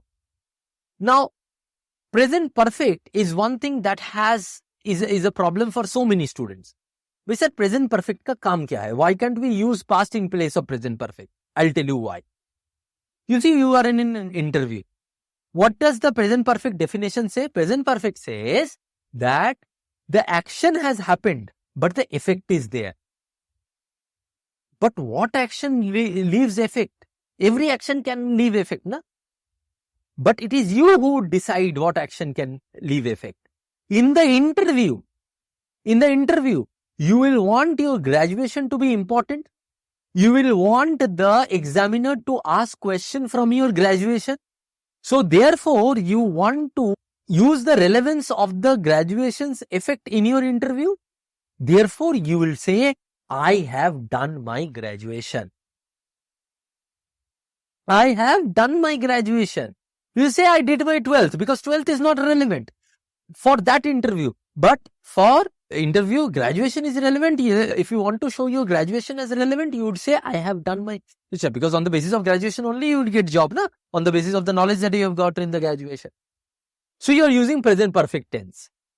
Acha, let's say you got the job, and in the same day you are throwing a party to your friends, and one friend of yours bring another person who is not a friend of yours. You acquainted yourself with him. Now at that point of time, it's a party. Do you want to make your graduation relevant there? Same day, you might not want to. So you would say that I did my graduation from this college. So our present perfect is done. Now what is present continuous? Anything that you want to show is happening at that point of time. This point of time is present continuous. Okay. So I am, let's say you are taking guitar classes and you want to show that you follow your hobbies and everything. So I am taking guitar lessons nowadays. Present continuous. It's happening. It has started in the near past and it is supposed to continue. Something which has started in far past, longer than this, and is still continuing is present perfect continuous. Let's say you teach underprivileged kids from your 10th class. So what do you do? That I have been teaching poor underprivileged kids from my class 10th. I have been teaching underprivileged kids from 2010, 2012, whenever you are teaching it. So it's a long period of time, and you're still doing it and you're supposed to do it, and therefore present perfect continuous. Clear? So you see the difference? This is for the whole timeline, simple present. This is for this much. This is for a longish period. This is action is over and you want to show the effect at this point. Okay. Remember this tense map. You will never do mistake in tense. Now let's do the past tense map. With these three tense map, your tenses would be crystal clear. So in the past, the reference point would be a near past event. Okay. Let's say in that interview only, you want to say that I did my 12th in 2020. Okay. Or 2018. So that is your near past reference point. Now for the whole discussion now, anything related to the past will be determined by this, which is the reference point. Okay. Now you want to say that at that point of time, this is simple past, at that point of time, before 12th, you took coaching for physics, chemistry, maths. Let's say. How do you say that? Before 12th, but in the 12th exam, there was effect of that coaching. So you would say that I had taken coaching for physics, chemistry, maths. I had taken coaching for chemistry, maths. So what has happened? So with 12th as your reference point, you took your 12th in 2018. Before that, you had taken coaching for physics, chemistry, maths. Clear? See the relation? Next. So this is past perfect. Now, past continuous. Anything that is happening at that point of time, reference point. So, let's say at that point of time, you used to learn swimming. So what do you say? I was learning swimming at that time. So when you had taken your 12th, in that period of 2 years or 3 years, you were learning swimming and you continued it later on too. You continued it later on, but you are not continuing at this point. When you are in the interview, you are not learning swimming. You have either learned it or you have left it. Okay. Because you have used I was learning, because that means that the action of learning is already over. Next. for a longish period of continuous event, which is already over, that is also over, we would use this. I had been, let's say from your class 2, 3, you had been trying to learn to write with your left hand. Okay, you are a right-handy and you want to write with your left hand. And you had been practicing it for 12 years. So I had been practicing writing by left hand for 12 years at that point of time. So it's a longish period and it continued. It is not continuing at this point, but it continued still at that point of time. Okay, right. So had been learning, had been doing stuff like that. So that was past tense. Now, though had been learning is used very rarely, right? Normally we use past continuous only. The last one, future tense map. Future tense map is where the reference point is in near future. Here, let's say in the interview they ask what are your future plans, and let's say you want to go for higher studies. I will do MS 5 years from now, okay, or master MTech 5 years from now, or MBA 5 years from now. You want to do a higher studies, okay, so that becomes your reference point. And so that is your simple future. I will do simple future. Now anything whose action happened after today's time, so or will happen after today's time, but the action would be over by this reference point, but the effect would you want to show. You want to show the effect. Then what will you do? You will use future perfect. I will have done my passport by then. But today I do not have a passport, but before doing my MBA or before going for my MBA, I will have done my passport. Okay. Then, if anything, you would be continuing at that point of time. I will be doing part-time work during that period. So, when you will be going for MBA, then you will be doing part-time work. So, future continuous. That will start a little earlier than the reference point and it would go on when the reference point would. And future perfect continuous, the big one would be, which might start earlier also. I mean, at this point also it might be going. Okay. So for a longish period of time. Okay. So this was future tense map. This is what your tense is. Your story defines your tense. Our story was our interview. And with that story, we defined the whole tense. That's how tense would be there. Right. So how to arrange tense according to story? If your story is in simple past, events happening before it should be in present perfect or forms of past depending on context. Context, see? Events happening after should be in forms of future. Events going on will take continuous forms.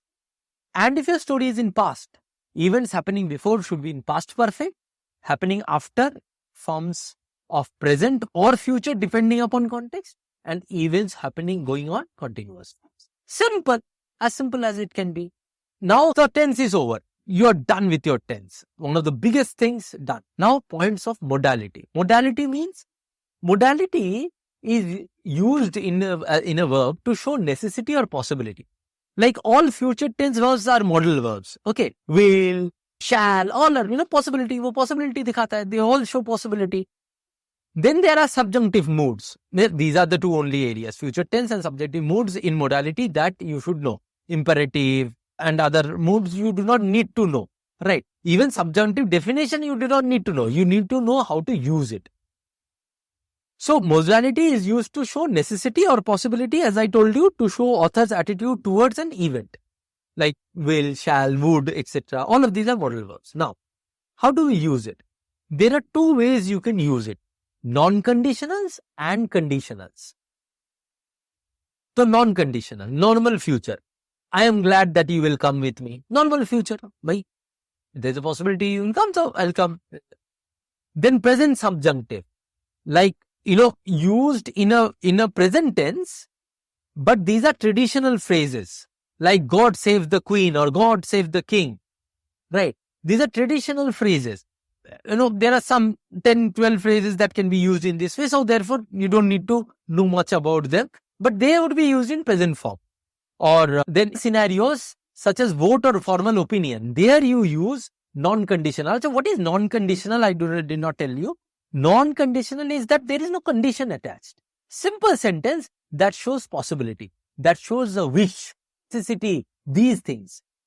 I move that Mr. X be made president. See the structure of the sentence. I'm saying that I support that Mr. X be made president. Be made. Different structure, na? This is formal opinion. Okay. Then past this is present subjunctive. Now past subjunctive with the verb wish. I wish I were a billionaire. This is a wishful thinking. Na? I wish I were a multi-billionaire. Well, here the were is not the plural of was. Here the were is the subjunctive verb were. Okay. This is used as a subjunctive to show wish. To show wish. Okay. These are, particular forms that are used in English language, and I am giving you all the examples that are there. Once you go through these examples, you'll never forget. And once that kind of thing comes, you mark it. With phrases such as it is time and would rather, this spelling mistake, rather, R-A-T-H-E-R. I would rather go for a break. That I will prefer, this means I would rather means I will prefer to go for a break rather than whatever you are giving me to do. Then the last use for non-conditional, where there is no conditional, is to show future in past context. Salim Chishti told Akbar that the prince would be born in a year. You see here, would is the subjunctive.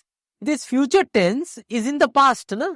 Salim Chishti, Akbar, they were in 1500s or 1600. So, if I say this sentence as this, Salim Chishti told Akbar that the prince will be born in a year, it would be so odd.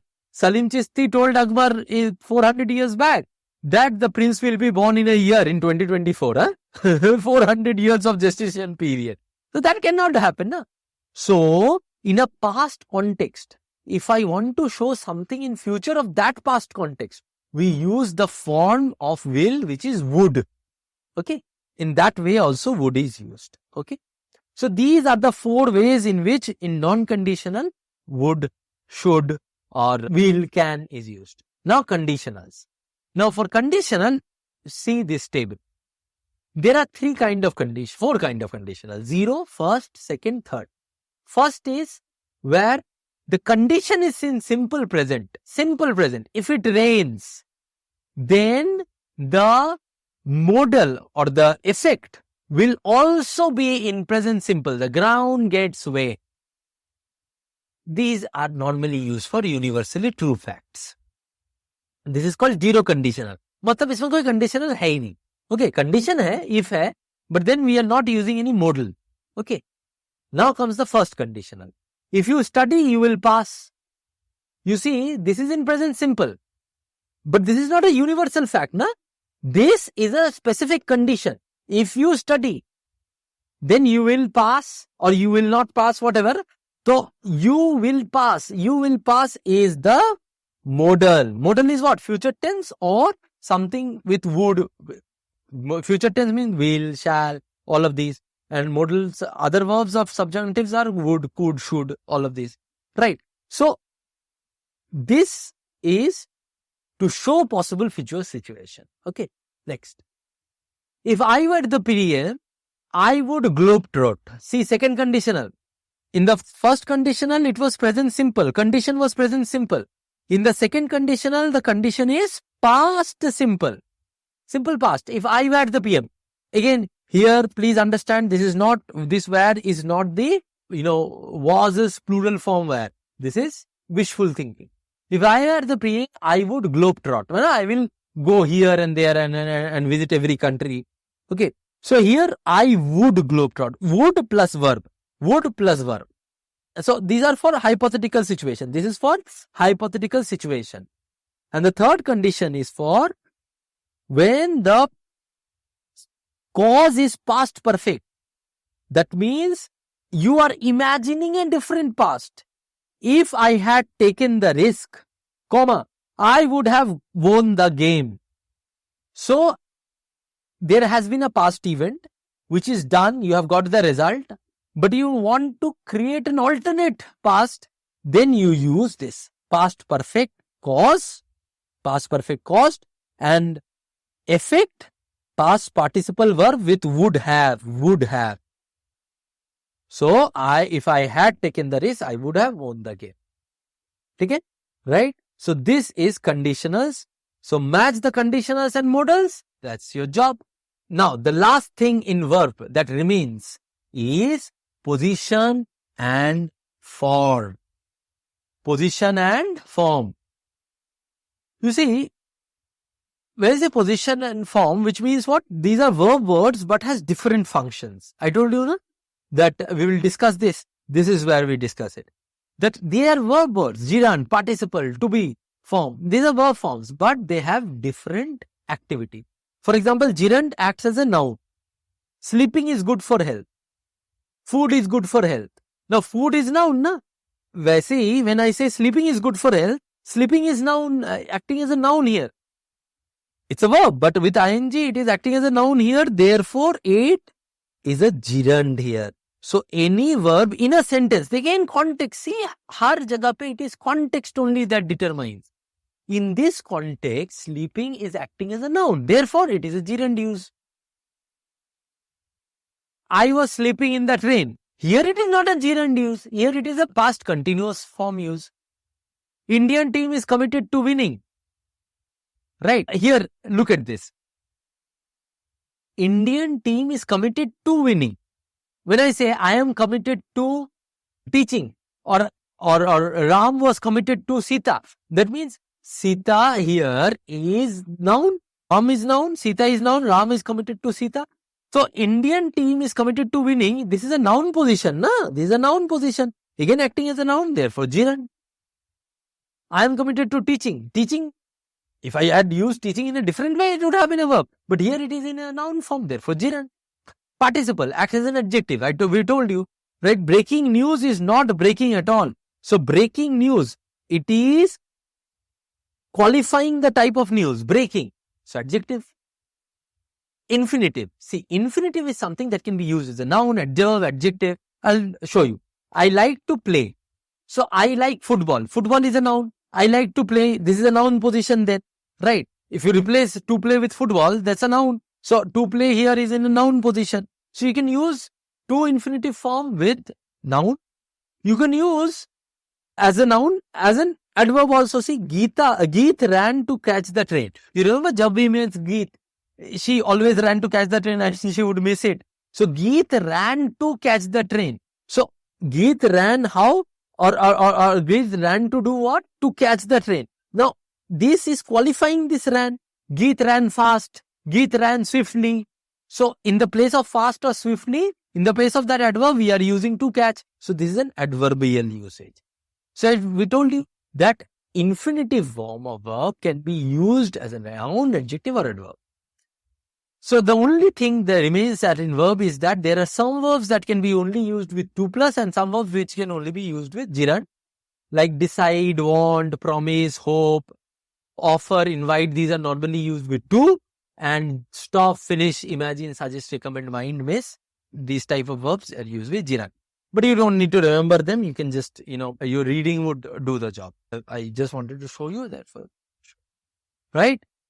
Now, let's start with the questions. First question.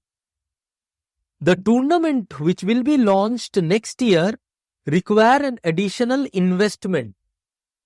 Now, here see the tournament subject which will be launched, okay, next year require verb and additional investment. So, what is the tense here? The tense is which will be launched next year, which is okay, require an additional investment. Tense is okay, but what about the subject-verb agreement? Tournament is singular, require is plural. So, here we should have singular verb. That means requires should come. So, the error is in this part. Okay. Next. Katappa had reached for the sandwich after he had already eaten 2 pieces of pizza. Now, in this case, if you see, after he had already eaten 2 pieces of pizza, Katappa had reached for the sandwich. Now, what would we do here? If we keep this, this is the job that has happened earlier. So, if this is in past perfect, the job that has happened later, context, dekho, the job that has happened later should be in a later form of tense. So if this is past perfect, this cannot be in past perfect. This has to be in past or a later on. So here the structure seems to be something in past. So therefore we would use reached and not had reached. Because this action has happened after this action, na? Therefore reached. Past perfect happens before past. So past follows past perfect. So this is following this. So therefore reached. Okay, right? Next. The company reassured that it will not share its client's secrets with anyone. Reassured is in past. And this will not is in future. ये तो वो वही सलीम चिश्ती वाला case हो गया ना. Reassured in past and आज से future में they would not do it. ऐसा कैसे चलेगा? It would be would not. It would be would not. Okay, right. Were I the judge, I would have awarded you the first prize. Now, let's see. We have seen if I were the judge, were I the judge, same thing. Were I the judge, I would have awarded. Now, would have awarded is here. Now, if it is would have awarded, then this is the third conditional, na? Right? This is the third conditional. Now, in third conditional, the condition has to be if I had been the judge. This is not the second conditional. Now, you can say that, sir, how did you identify that this is not the second conditional? We could have kept it this as it is. This would have been the second conditional. Then you would have to have changed this one. But how can you change this one? The error would have been in two places then. Then two areas would have error. Why? Because if I keep it were I the judge, then my next sentence, next part would be I would award you the first prize. Now I would to ye wala change ho jayega, but award is, again you will have to change this part also. So you cannot change two parts, na? Therefore you will change the first part, the condition only. Okay. So you will write either had I been the judge or if I had been the judge. Dono means the same. The last question of verb. Police officers have refused on identify the bystander. Here on identify the bystander. This cannot come to identify here. Refuse is the main verb. And to identify here would come as the to be verb. So our verbs are done.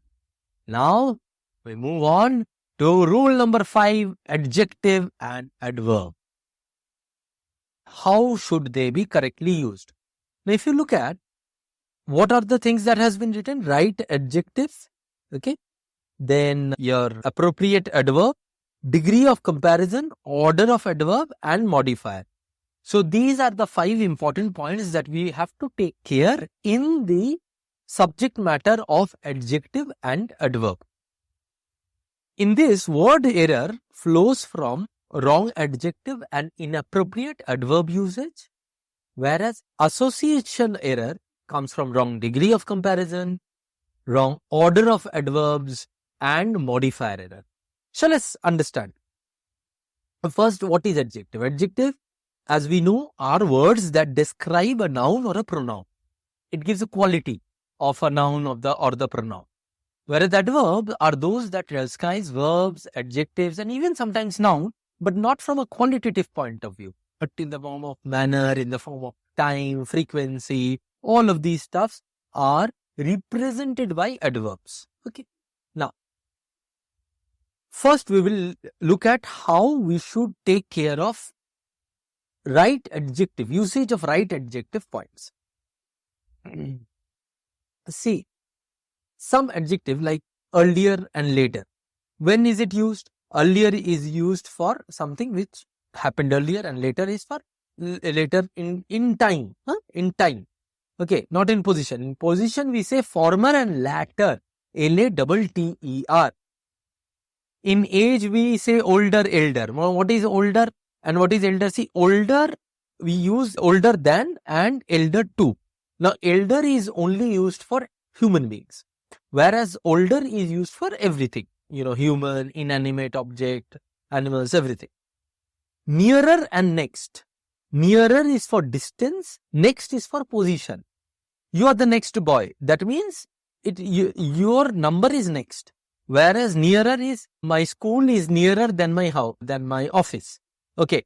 So that's a distance connotation. Okay. So all of these are stuff that you already know, but with a logical mind, when we look at it, you would know that, okay, these are the usages. We'll have to just keep it in mind when we look at the sentence. Bus, that's it. You don't need to have 10-point, 20-point rules on that. Everything, if we, put in a form of codified rules, we don't remember them. No? So what's the use? So rather, we should understand the logic behind it. Okay. Next, appropriate adverb points.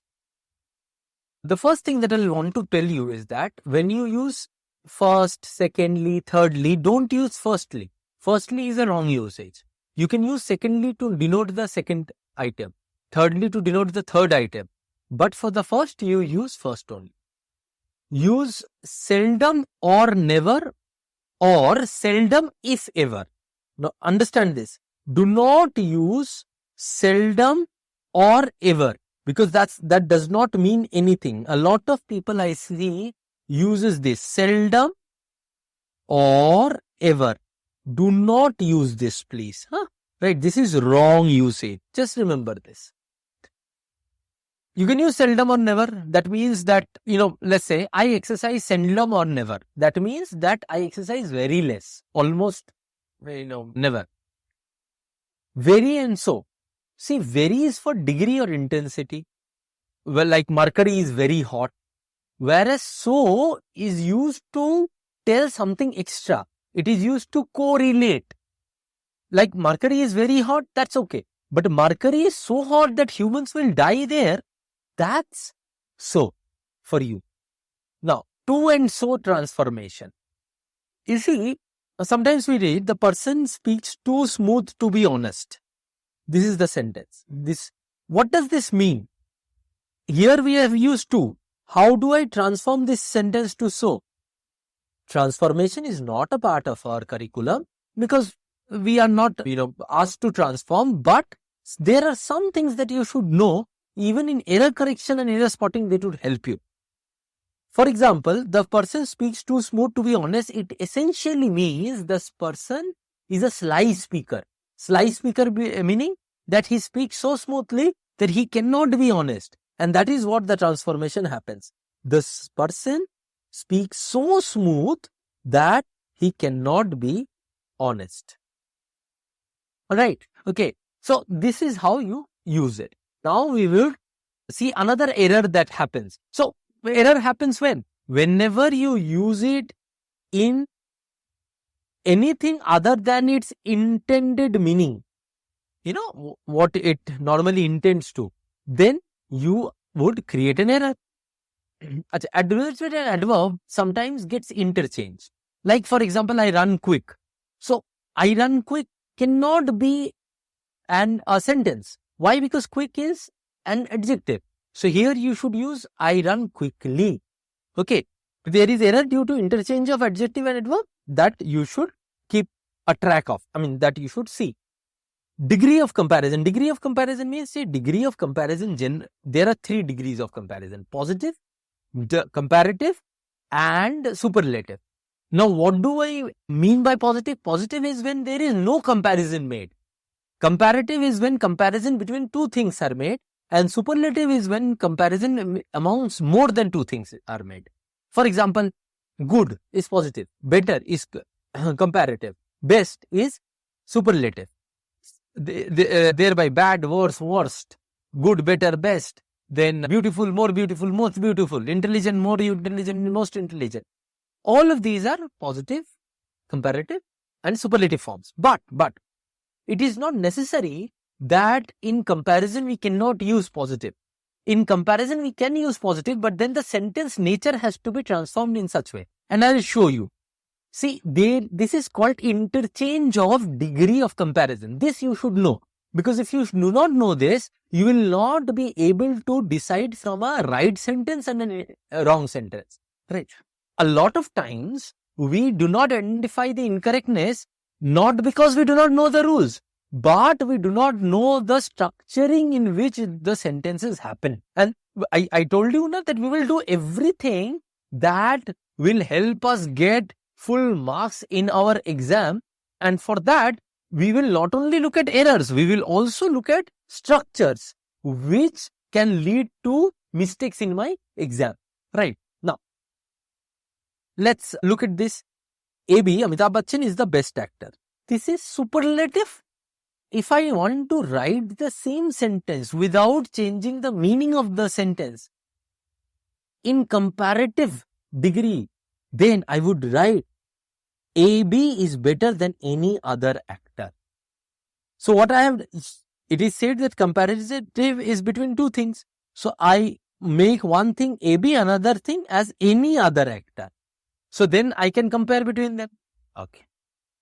Now, positive, can I write it in a positive form? Because in positive no comparison is made. Yes, I can write it. But for that I'll have to use another structure that is called as good as. So no other actor is as good as AB. So that comparative angle comes with that as. Okay, right. With that we can use positive degree. So the same sentence can be written in these three ways with these 3 degrees of comparison. Now, another couple of things that you should know about adjective is the degree of comparison is that 5 Latin adjectives never take degree of comparison. Interior, exterior, ulterior, major, minor. Okay, they do not have any degree of comparison. And Latin adjectives which do not have any positive degree of comparison. They do not have any positive form. There is comparative form and there is superlative form, but no positive form. Which are they? Inferior, superior, prior, senior, junior. Oh, prior I have written 2 places. Okay. So, inferior, superior, senior, junior, prior, anterior and posterior. Okay. So, in these adjectives, there is no positive degree of comparison. There is only comparative and superlative. So, for superlative, what do you do? Most inferior, most superior, most senior, most junior. Okay. And in these, when you use comparison, do not use than. For example, if I use comparative with the other things, that he is a better student than her. So, better student than. For comparison, than structure is used. In these adjectives, superior, inferior, senior, to is used, not than. Okay. He is senior to me. He is junior to me. Right. So, this is the difference. Now, adverb, right order of adverb. The last 2 points of adjective and adverb error. Right order of adverb. We said in association error, there is wrong degree of comparison. We did that. And wrong order of adverb, we are doing that. You see, there are broadly 5 types of adverb. Adverb of manner, adverb of place, frequency, time and purpose. Okay. Now, I can give you a whole lecture on this, on how to identify what are the adverb of manner, place, time, frequency. But these are simple, direct words. You would know that. Rather, I would explain it with an example so that you understand it once and for all. You see, the order of adverb means that which if 2 or more adverbs happen to be in the same sentence, which will come first and which will come later. Okay. This order is not always carved in stone. It is not always fixed. According to the context, you can change it. But normally, this is the order that we follow. First manner, then place, then frequency, then time, and then purpose. Place and. Now I will go to your sentence. I drive quickly. How do I drive? In which manner? Quickly. So manner. Down the street. Now down the street is the place. Place adverb. Every morning. Frequency. Right? After breakfast. Time. To catch. For what? What are you running? To catch the train. Right? Okay. So, these are the adverbs. This position, order. Okay. Right? So, this is that. Now, the last thing that we will do in adjective and adverb is the modifier errors that come from wrong usage of modifier. So what is modifier? Modifier is anything that modifies. Now, please understand before I move on to modifier, see, adjective and adverb modifies whichever or qualifies whichever noun, adjective, verb is nearest to it. Okay. And if an adjective and adverb is placed at the starting of the sentence, head of the sentence, then it can modify according to the context and punctuation, it can modify the whole sentence. Okay. Now let's come to modifier phrases. Adjective and adverbs are also modifiers, but we are talking about phrases now. First, the error that comes from using modifier phrase in a dangling way. What does dangling mean? Dangling means hanging way. Let me give you an example. Feeling humid, comma, the AC was switched on. So, what is the problem in this sentence? Bhai, the AC was switched on, feeling humid. You are trying to mean that someone felt humid and he or she switched on that AC. But here it seems there is no subject that this feeling humid can qualify or modify, because AC cannot feel humid, na? Can it? Huh? Right. So this is dangling modifier. The modifier is hanging in the air. It has no one to modify. In the context, there is no one to modify. Now, how do I change this sentence? Feeling humid, he switched on the AC. So what did I say? It will always modify whichever is closest. Any modifier phrase including adjective, adverb. Now she is closest to it. Now feeling humid, who is feeling humid? She is feeling humid. Right. So that qualifies now she, and she does the work, switched on the AC. Perfectly alright. Okay. So this is how you change modifier error. So this will help you in error correction questions also. All these things that we are doing will help you in error spotting, error correction both. Next, misplaced modifier error. Let me show you the error first. Hungry and tired, the cart went down with the donkey. See what is happening here. What is the modifier phrase? Hungry and tired. My friend, hungry and tired is the phrase that is modifying, adverbial phrase. So, who can be hungry and tired in this whole sentence? The donkey, na? The cart cannot be hungry and tired, but hungry and tired is nearer to the cart, so it will modify the cart. So, therefore, it will make no sense. This is misplaced modifier error. When there is a here the subject was not there. In dangling modifier error, the subject was not present, my friend. But here the subject is present, but it is present at the wrong place. So, misplaced modifier error. How do we change it? Hungry and tired, the donkey went down with the cart. Okay? Right, the donkey went down with the cart. The last modifier error that can come is squint modifier error, which means that the modifier is placed in such a way that it has double meaning. For example, this one, batting frequently tired Rohit. Up, see, what are the two meanings that are possible? Batting frequently means when he frequently bats, Rohit gets tired. Batting frequently tired Rohit. Or batting itself, whenever he bats, he frequently gets tired. Okay, right. So, both are two different meaning. So, batting tired Rohit frequently. This is one where it is frequently is modifying tired. This can be one sentence. Or frequent batting tired Rohit.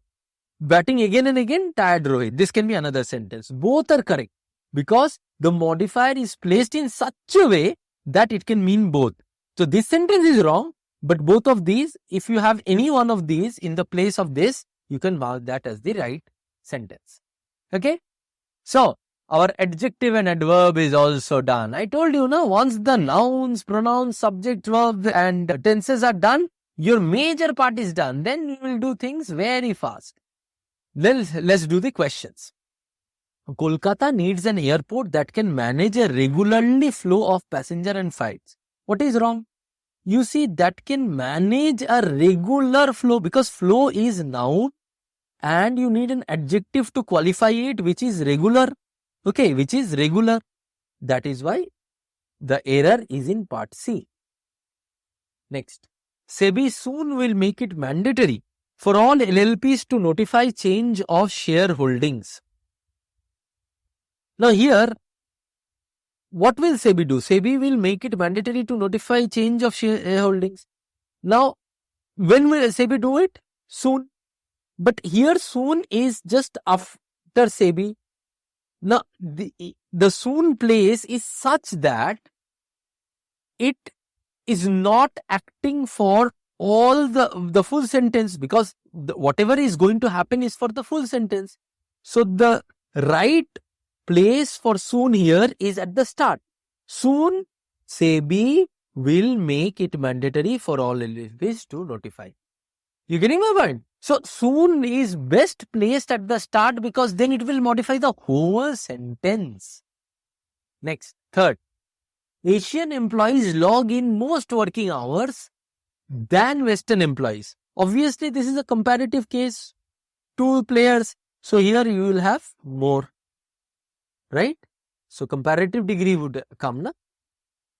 Last question of adjective adverb. In my opinion, a pencil is always more preferable to a pen. What is wrong in here? Preferable cannot come with more, because it is already a comparative degree. When I say preferable, that means you prefer it more than other. Okay, so preferable itself is comparative. See, here you use logic. Whenever you are stuck in grammar, rules will not save you. Logic will save you. Therefore, we make general rules and we would use logic to do sentences. Okay, next. So that was our adjective adverb. Now we will do prepositions. So rule number 6 obviously would be correct preposition should be used. So in that what would come? Right preposition, right position of the preposition, and correct association with the other parts of speech. So what type of errors are these? Wrong preposition or phrase are word errors. Association errors are wrong position and association with other parts of speech. These are the two kinds of error. Now what is preposition? Preposition are words that relate a subject, noun or a pronoun, or a verb to something. Now that something is mostly a noun or a pronoun, right? Okay, mostly a noun or a pronoun. Okay, so this is what? A subject or a verb to a noun or a pronoun. Now, what do we need to remember in this? In these, we need to remember right meaning of some basic prepositions. Okay, basic preposition at, in, on. Now, at, in, on are used for time also, as well as place also. Time also, place also. For time, at is used for precise time. Like, let's meet at 4 p.m. Okay. In is for long periods. Like, I will visit my home in May. And on is for used for particular day or dates. Diwali is on 10th of November. Okay. Right. This is the difference between at, in, and on when they are used as time preposition. Remember, with next, last, this, we do not use prepositions, right? For example, RRR was released last year. We will not say RRR was released in last year. No, RRR was released last year. Now, place. At for a point, in for an enclosed surface, and on for a surface. I'll explain this. At, the train will arrive at platform number 9 3/4. Harry Potter's 9 3/4 of London, right? From where Hogwarts train used to go. So at platform number 9 3/4. Harry lived with his aunt in London. Enclosed surface. Then magical stars can be seen on the ceiling of the dining hall. On the ceiling of the dining hall. Right. So that was on a surface. Then special case is that when two places are used, when two places are used together, for the smaller place at will be used and for the bigger one in would be used. For example, president stays at Rashtrapati Bhavan in New Delhi. Okay. So these are nothing to memorize or ratify. These are things to understand. Once you understand it, you will always remember it. Since, from, and for. What is the difference? These are used for time. Now, since is used to denote a starting point of an activity, and it is usually normally preceded with a perfect tense. I'll give an example. Election have happened in India regularly since 1952. Companies normally ask candidates to join from the first day of the month, right? And then Salil Chaudhary worked in Hindi film industry from 1953 until his death. So from and until a pair. Then for is for an interval. S.D. Burman composed hit songs in Bollywood for more than 30 years. For interval. Then the next common preposition that you should know is by with. What is the difference between it? By denotes agent, the person who does it. With denotes the instrument. For example, Bahubali was killed by Katappa with a sword. So who killed? By. With what was he killed? Sword. With. Right. This is normally how we use it. But normally if we are not using both together, sometimes interchange happens. Now, the last one among the common prepositions, between, among, amongst. Simplistic differences, between is for 2 items, among is for more than 2 items. But authors use between for more than 2 also. The actual rule of between is not between 2 items, but between is when items are distinct, and among is when items are part of a general group. For example, trade agreement between India, Nepal and China. Distinct people, 2, 3 different people. Trade agreement among the SAARC countries, a group, right? So, between can also be used in this kind of above condition. Phrasal preposition. Now, phrasal prepositions are nothing but phrases that acts as a preposition. So, these, there are hundreds such phrases. Would you be memorizing all of them? No. You will have to just identify from the function that it does in the sentence whether it's a phrasal preposition or not. And you do not even need to identify it. Just need to see whether correct usage has been done on. Bas. So, what are the phrasal preposition? According to, apart from, because of. So all general statement, by means of, contrary to, given that, in addition to, in front of. These were the phrasal preposition that we used for adding 2 subjects in the subject-verb agreement. Remember? Right. So, all of these are phrasal prepositions. So, you do not need to mug them up, know them. No, my dear friends. Many people can tell you, okay, but we do not need to do everything. We need to do only those things which will help us get full marks in our exams. Next. And knowing phrasal preposition would not do that. With understanding whether they are used correctly would do that. And how do we know whether they are used correctly? I will show that to you. So there are multiple cases, no preposition cases. So what are the no preposition cases? There are 2 cases. With verbs ordered, accompany, consider, reach, demand, we don't use preposition. And for, from, in and on are omitted before noun of place or time. For example, wait a minute. Wait for a minute, we don't tell you. We say wait a minute. So for is omitted here. Okay, these are basic no preposition cases. Now preposition rules. A preposition is normally placed before its object, but in below cases, it might be placed after the object too. For example, normal rule is before the object. When the object is in an interrogative pronoun, then where would the preposition be placed? At the end, whom are you talking to? At the end.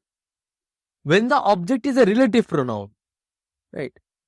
OMG is a film that I was looking forward to, right? With a relative pronoun that, here relative pronoun is that. So, OMG is a film that I was looking forward to. This is the prepositional phrase. This is the prepositional phrase. Forward to. So, here the preposition is going at the end. Why? Because relative pronoun that has been used and hence the structure of the sentence changes. Now, even if you do not know the rule, still would you write OMG is a film that I forward to was looking? Would you? You will not. Why? Because that's the basic structure. You have that common sense, that logic. I told you, logic is the prime minister. Okay. So, follow your prime minister and you're done. Your prime minister means your senses, your logic. Next. When an infinitive qualifies a noun, then preposition comes at the end. For example, India is the best place to live in. You see, place, what is to live here? An adjective use of to be verb. Okay, infinitive verb. Best place. It is qualifying the place. So to live in, after that in. So here it is at the end. Normally in all the other cases we have seen, it is before the object. But in these cases, it is after the object. For emphasis, also we can put it after the object at the end. This I insist on, or after the verb. Okay. So those were prepositions done. Now look at this slide. These are just some of the prepositions, how and with what one preposition can be used and cannot be used. Now, and these are only 6. Now tell me one thing. Can you mark this up? These are just 6. I can give you another 20 such lists. Can you mark this up? Normal human beings like you and me will not be able to mark these things. And we do not need to also. So you can't and don't even try. Your reading and logic are your only weapons when it comes to preposition, and for that matter, for everything in grammar. So through these, you get an idea about usage and you can identify inconsistencies. That what we would do, that what we are doing. So all of these points that we are doing it, every rule, they are nothing but we are just prepping up our logic so that we become more logical. The moment we become more logical, we are to automatically identify the errors through instinct. So we will leave these kind of stuff. It is better to invest that time somewhere else. Now, let's do some questions. We have fairly standard accounting procedures that are on the line with the internationally accepted norms. Now, tell me, here even if you do not know the rules of preposition, can you not identify the error? It is with, on the line, that is the error. Because we say that are in line with the internationally accepted forms. On the line, is physically on the line. That's not what is said here. Next. Electricity board had also levied additional monthly charges to consumers. Now, when we levy a charge, if you are a medium reader also, you would know the charges are levied on consumers and not to consumers. But that's it. See, your reading and logic. Okay. When I levy something, when I put a burden on someone, we use what? On someone. So if you are not sure about it, translate it into something which is near. Putting a burden on someone. So levying a charge on someone. Right? See logic? Analogy logic here. Next. They will leave the office at 6 and reach at home by 7. Now at 6, correct, because at for particular time. By 7, within 7, correct.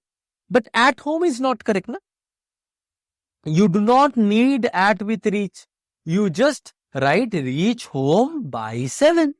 Right? That's what we did also. In the last to last slide we did. This is what we do not use preposition with these kind of verbs in these kind of contextual sentences. Just look at the sentence, understand the context, and you would automatically know what preposition to use in that case. Okay. Now rule number 7. Last but one rule. Correct conjunction and interjection should be used. As a very small rule. See, conjunction are words that join a sentence. And interjections are words that express a feeling, sudden feeling. And interjection sentences always come with an exclamation mark. Right. So, some common differences of conjunction. See, there are some words that would be used as conjunction and preposition, but the usage would be different. Now, because, as, since, for, difference. What is the difference? Because is used mainly to focus on reason and is more emphatic and more used. So, the LTCG tax was reintroduced because the government had not met the fiscal deficit targets. Why it was reintroduced? This was the reason. As and since mainly focus on the result. I decided to attend the Lit Fest as I was in Jaipur anyway. So, less emphatic, na? Because I was in Jaipur, na? Because was this is the reason, this is the effect. Cause effect. Here it is correlative. That, okay, I was there, therefore I went. This watch is very expensive since it is quite hard to find. Right? Since it is quite hard to find. So, mainly focus on the result. For is used when the reason is almost an afterthought. It is no reason at all. Eat well today, for tomorrow we will go to war. भाई आज अच्छे खाने से tomorrow को क्या कर लेना देना? Nothing. So eat well today, for tomorrow we are going. Okay. So it's an additional information. For is used for additional information, which has some importance on the current context, that from tomorrow you will be at all, you will not get to eat. Okay. Right. But it's an afterthought kind of thing. Now, so these were the common conjunctions. You should know the difference between them. Therefore, I told you, right? I have, this is what I have done. I have collated all of the stuff and found out only that which is relevant for you. Okay, so that your time is saved. Now, conjunction pairs. These are also called correlatives. And parallelism needs to be covered here. I'll talk about parallelism in a moment. But let's come here. Let me give you some examples of these correlatives. For example, either you are dumb or you do it to annoy me. No sooner than pair. No sooner do we believe that God loves us, that there is an impulse to believe that He does so. Right? This is famous dialogue of C.S. Lewis. He says that the moment we start believing in God and we start believing that God loves us, from that moment we move into an impulse of always thinking that God loves us. Okay, so it's a vicious cycle, he said. The third is interjection sign, exclamation mark.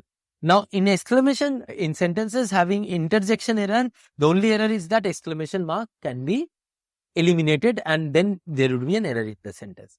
But your conjunction and interjection is done. Now, let's do some questions on that. Farmers who grow the crop are the worst hit, as the investment they make on a crop is huge as compared to the profit. Now look at this. Here, as the investment, as is not, the reason is not a secondary reason. It's not a correlative reason. No, it is the main reason. So if it is a main reason, then here has to be because and not as. Okay, right. So that's the error. While talking about Barry Richards, one cricket lover said to the other, "What a pity, he could have created many records." Arey, what a pity, he is exclaiming, na? So there has to be an exclamation mark. Exclamation mark is missing. Okay. So these were the questions of interjection and conjunction. Now, rule number 8 and 9, two miscellaneous types of errors. First, parallelism. We talked about parallelism in the last slide also, that in either or cases, in no sooner but than, there parallelism should be held. Okay. So what is parallelism? Let us understand it. See, in this question tags would be word errors and parallelism, association error would be parallelism. Okay. So let's find out. Parallelism are parts of sentences that are used for the same purpose, should be in the same form. Like, I like reading, swimming, cooking. So, same form, reading, swimming, cooking. I like reading to swim and to cook. No, that's wrong. We traveled over the mountains. We traveled over the mountains, across the river, by the desert and through the forest. See, preposition, noun, preposition, noun, preposition, noun, preposition, noun, preposition. Right. So, that's the structure that is following, and it is following the whole through in the sentence, in that particular sentence. So that is parallelism. So if we have to find out whether it holds or not in questions, then question tags. Question tags, I'll explain it with the example, because that's the easiest way you will understand. It is raining, isn't it?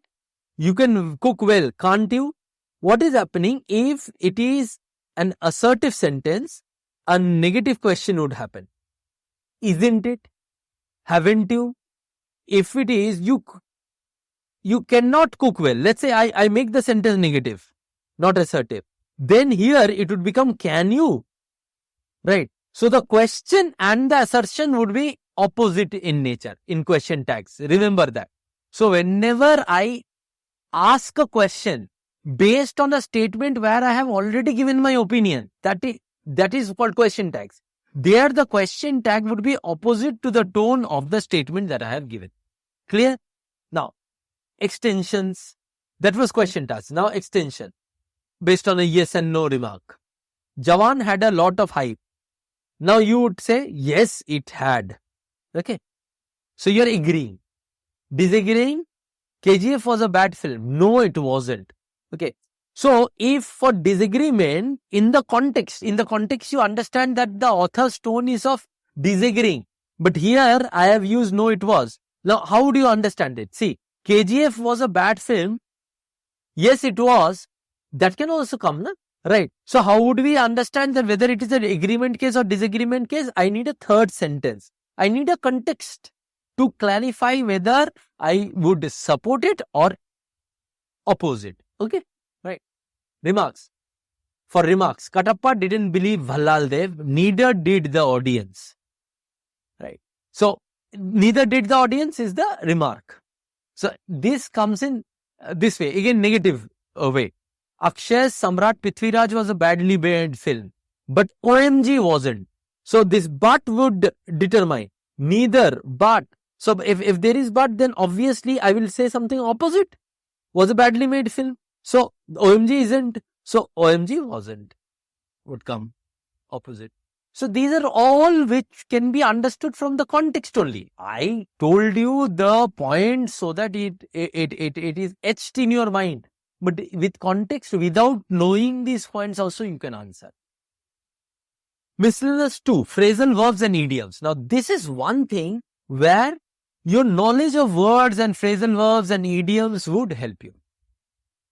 Okay, right. So for example, in our classes, we do thousands and thousands of words and idioms so that students have the identification of these words and idioms. So if you have that identification of words and idioms, you will be able to do it. Phrasal verbs, a verb with an adverb or preposition that changes the meaning of the original verb. The object of the preposition can come in between the phrasal verb or after the phrasal verb depending upon the context. Right. Let me give you an example. Rather than giving the theory, let me give you an example. See, phrasal verbs are believe in, bring up. That is one verb and one preposition. One verb, one preposition makes phrasal verb. Okay. And they have a separate meaning to it. A specific meaning to it. Specific. The municipality pulled down the house and the municipality pulled the house down. Both positions are correct in this case. Contextually, both positions are correct. And they mean the same thing, that the house was brought down by the municipality. But there are some cases where this will not be. I looked into the matter. The object will be after the phrasal verb only. For example, in this context, I looked the matter into, no, it cannot be. Here I divided the phrasal verb into two parts, pulled down and under beech mein there is the object. Here the object would be outside. How would we know that? This is through context. Like for example, they pulled it down. Here we could do that. So this is from the context only you will have an idea. And what phrasal verb has to be used, that you will have to have an idea from usage of phrasal verb, how many phrasal verbs you know. Idioms, an expression or saying which has a particular situational meaning. An arm and a leg means very costly. At the drop of the hat means very fast. Cut corners means saving money. So idioms, phrasal verbs, as I told you, here your knowledge would help you. Logic would help you a little, but more the knowledge of the words, not knowledge of rules of grammar, knowledge of the exact phrasal verbs and idioms. Right. But thankfully these errors are less. Right. So let's do some questions on that. Burglars broke out my uncle's house when he was not at home. Now, though knowledge would help, but see here, you can identify the error. Now, broke out cannot be a word here. It has to be broke into, because thieves break into house, right? But even if you do not know break into, broke out is wrong, you can identify that. Then either you will begin studying now or risk failing the exam. Now here what is happening? See parallelism. Either you will begin studying now, subject, verb, and you will begin studying now or risk failing the exam. But after or, see, because either or is a pair where parallelism should work, therefore here also we should have a subject, but there is no subject. So there is an error where here there is an error. Why? Because the you has to come out. You will either begin studying now or risk failing the exam. Now you see, you will either. After that, what is happening? Begin studying now. So you have a ing structure now, and then risk parallel to begin, failing to studying the exam. That here it was now, here the exam. Okay, right? So parallel forms. Anand and you are similar. He likes fast cars, so you do. Now this is an extension. Here it would be so do you. Right? So that, my dear friends, completes your all concepts. All concepts are cleared now. So these 10 rules, we have done only 9 rules. We was asked that where is the 10th rule? I'm coming to the 10th rule. But these rules and the points, all those points together, 30 points, summarizes the whole of grammar. Now that we have done all this, now the next problem that you must face is that, okay, but how do we apply these two all questions? Now this is something that we are going to do next. But before that, for a moment, let me share with you something. You see, you saw the approach that we took, the logical approach in which everything we did in structured way, right? If you want to learn English for SSC CGL in such a structured way so that in less time you get the best of the results, then you can check out our course of SSC CGL English, where I have discussed all concepts, all topics with such pinpointedness, with such clarity, whether it is RC, whether it is parajumbles, whether it is closed test. This year, last year in SSC, the comprehension segment was very challenging, and our comprehension segment, Merit Science comprehension segment, is the best that is there across the country. So you can get benefited from that also, right? So if you want, you can check out that course of ours, and you can take a free trial of that course also and check out some classes so that you know what and how we teach all the areas of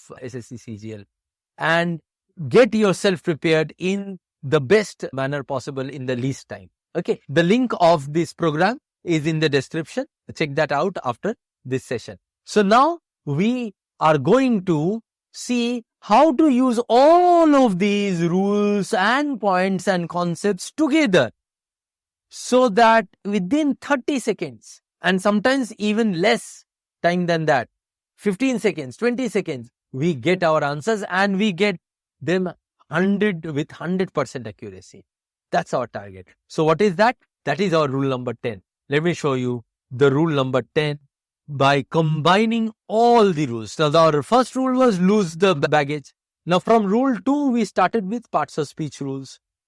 Errors of noun rule 2, errors of pronoun rule 3, rule 4, errors of verb, rule 5, adjective adverb, rule 6, preposition errors, rule 7, conjunction and interjection error, rule 8, parallelism and question tags, and rule 9, phrasal verbs and idioms.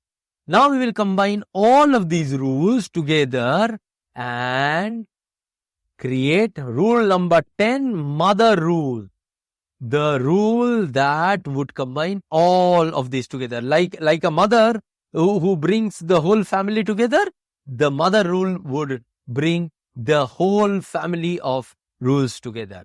Let's see how. The mother rule is executed in 2 steps. Now, my dear friends, what is our purpose? Our purpose is doing questions accurately. Now, for that, we need to have steps. And this mother rule gives us the step. In the first step, whenever we read the sentence for the first time, we would check the nouns, pronouns, verbs and miscellaneous concepts in that particular sentence. So if there is any error, we would identify that, mark it and move ahead. We will identify it, correct it and move ahead. If we cannot find any error, then we will move on to step 2, where we would check adjective adverbs, preposition and conjunction interjection. Right. And with this, we would, if we get the error, mark it and move away. But if we cannot get the error in both step 1, step 2, that means that sentence has no error. We'll mark no error and move away. Clear? Right? So, now how does this stepwise rule help us in doing questions in 30 seconds? Easy. See, with practice, with a little bit of practice, not much, 30 to 50 questions. With a little bit of practice, you will be able to look at all the parts of speech together. And when you are able to do that, you will also be able to identify if there is something mismatch or wrong in there. You would pick it up and mark the answer. Now, if the answer comes after step 1, the question will happen in 15 seconds. And if it comes after step 2, it will happen in 30 seconds. That's why I said that how we will do it in 30 seconds or less. This is the reason. This is the reason. Our 2-step rule is the reason. 2-step check rather is the reason. Our mother rule. Okay? Right? Now, this step 1 and step 2 does another thing if you have noticed. You see, in the step 1, our errors, the checks that we make are noun, pronoun, verb and miscellaneous. So, noun, pronoun, verb and miscellaneous together comprise of 67.5% of all grammar questions, including no error, which is 12.5%. So, 100% question including no error. Out of that, 67.5% are errors from step 1.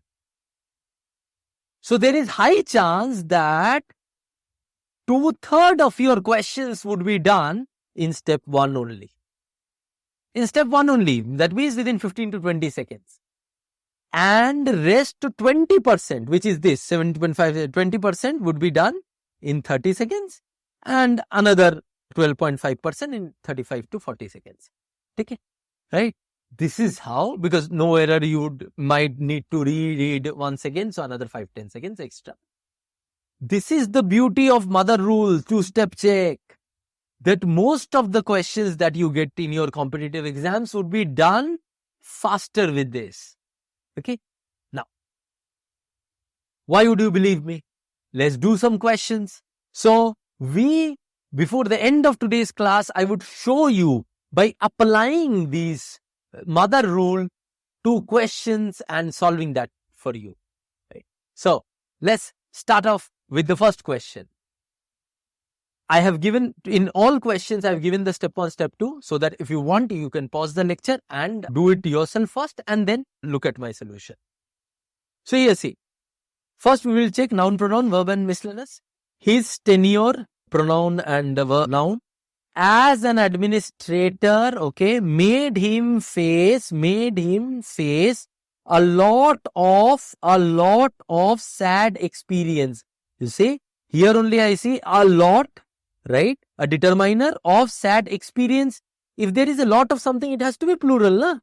So, a lot of sad experiences. So, my error was in part D.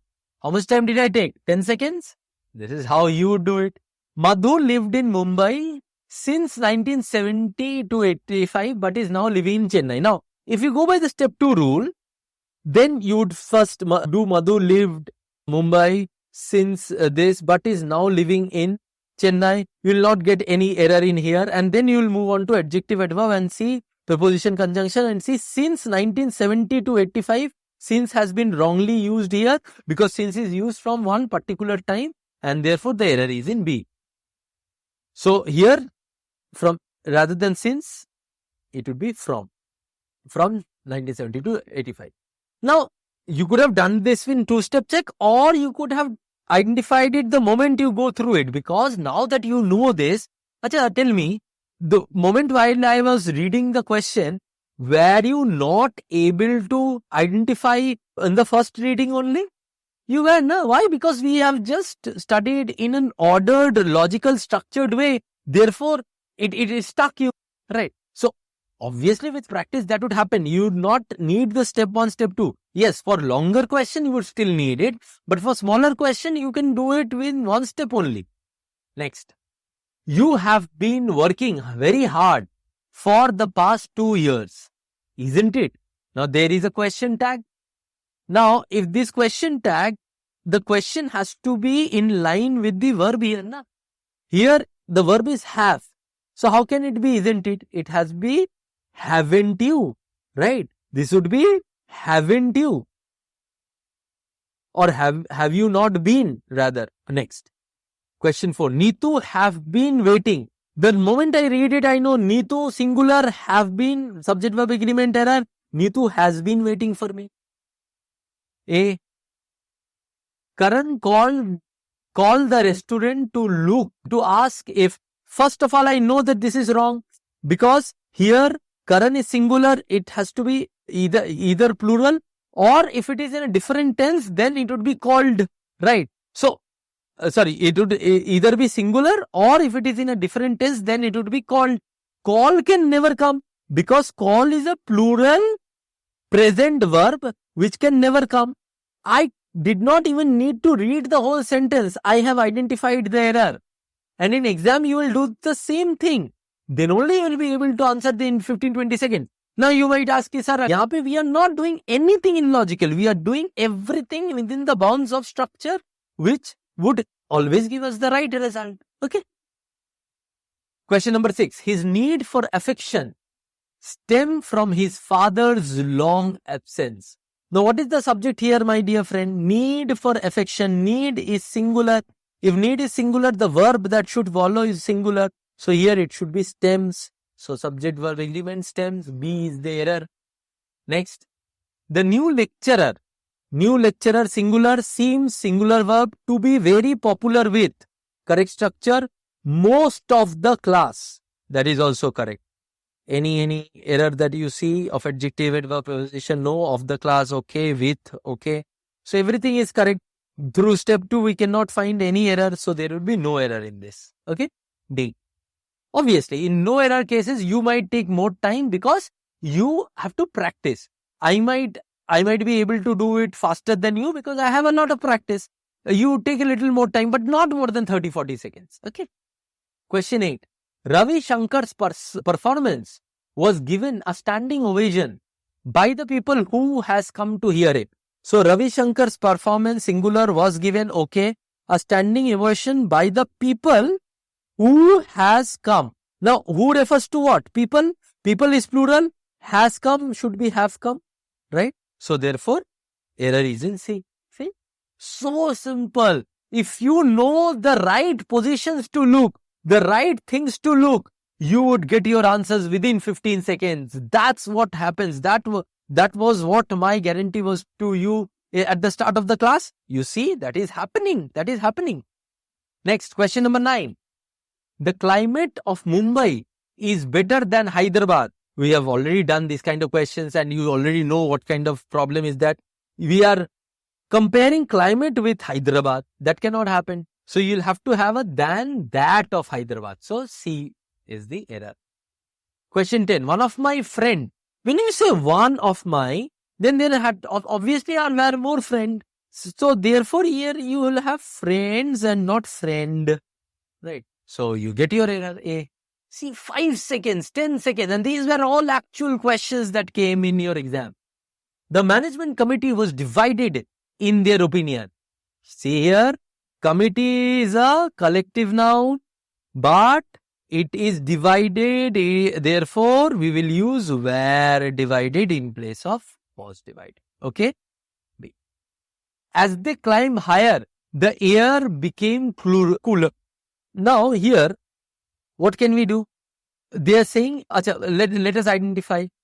As they climb higher, the air, they climb, okay, higher, the air became cooler.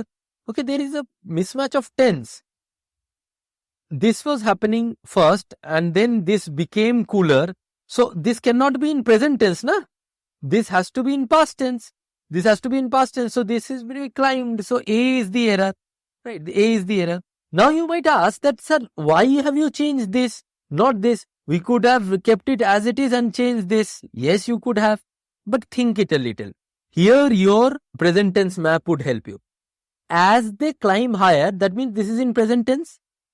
Now this is happening first and then the air what would you use here? Air becomes cooler. Now you cannot use becomes is a simple present tense which is true for the whole timeline. Now this is for a particular event. So you are saying as they climb higher, the air is becoming cooler. The air becomes cooler cannot happen, na? Because the air becomes cooler means it's for a universal truth or a habitual truth. You can say when you climb high, the air becomes cooler. That you can say. But for a specific event, as they climb higher, you cannot say that. So you will have to use a different verb. And if you use a different verb, the change can be here also and here also.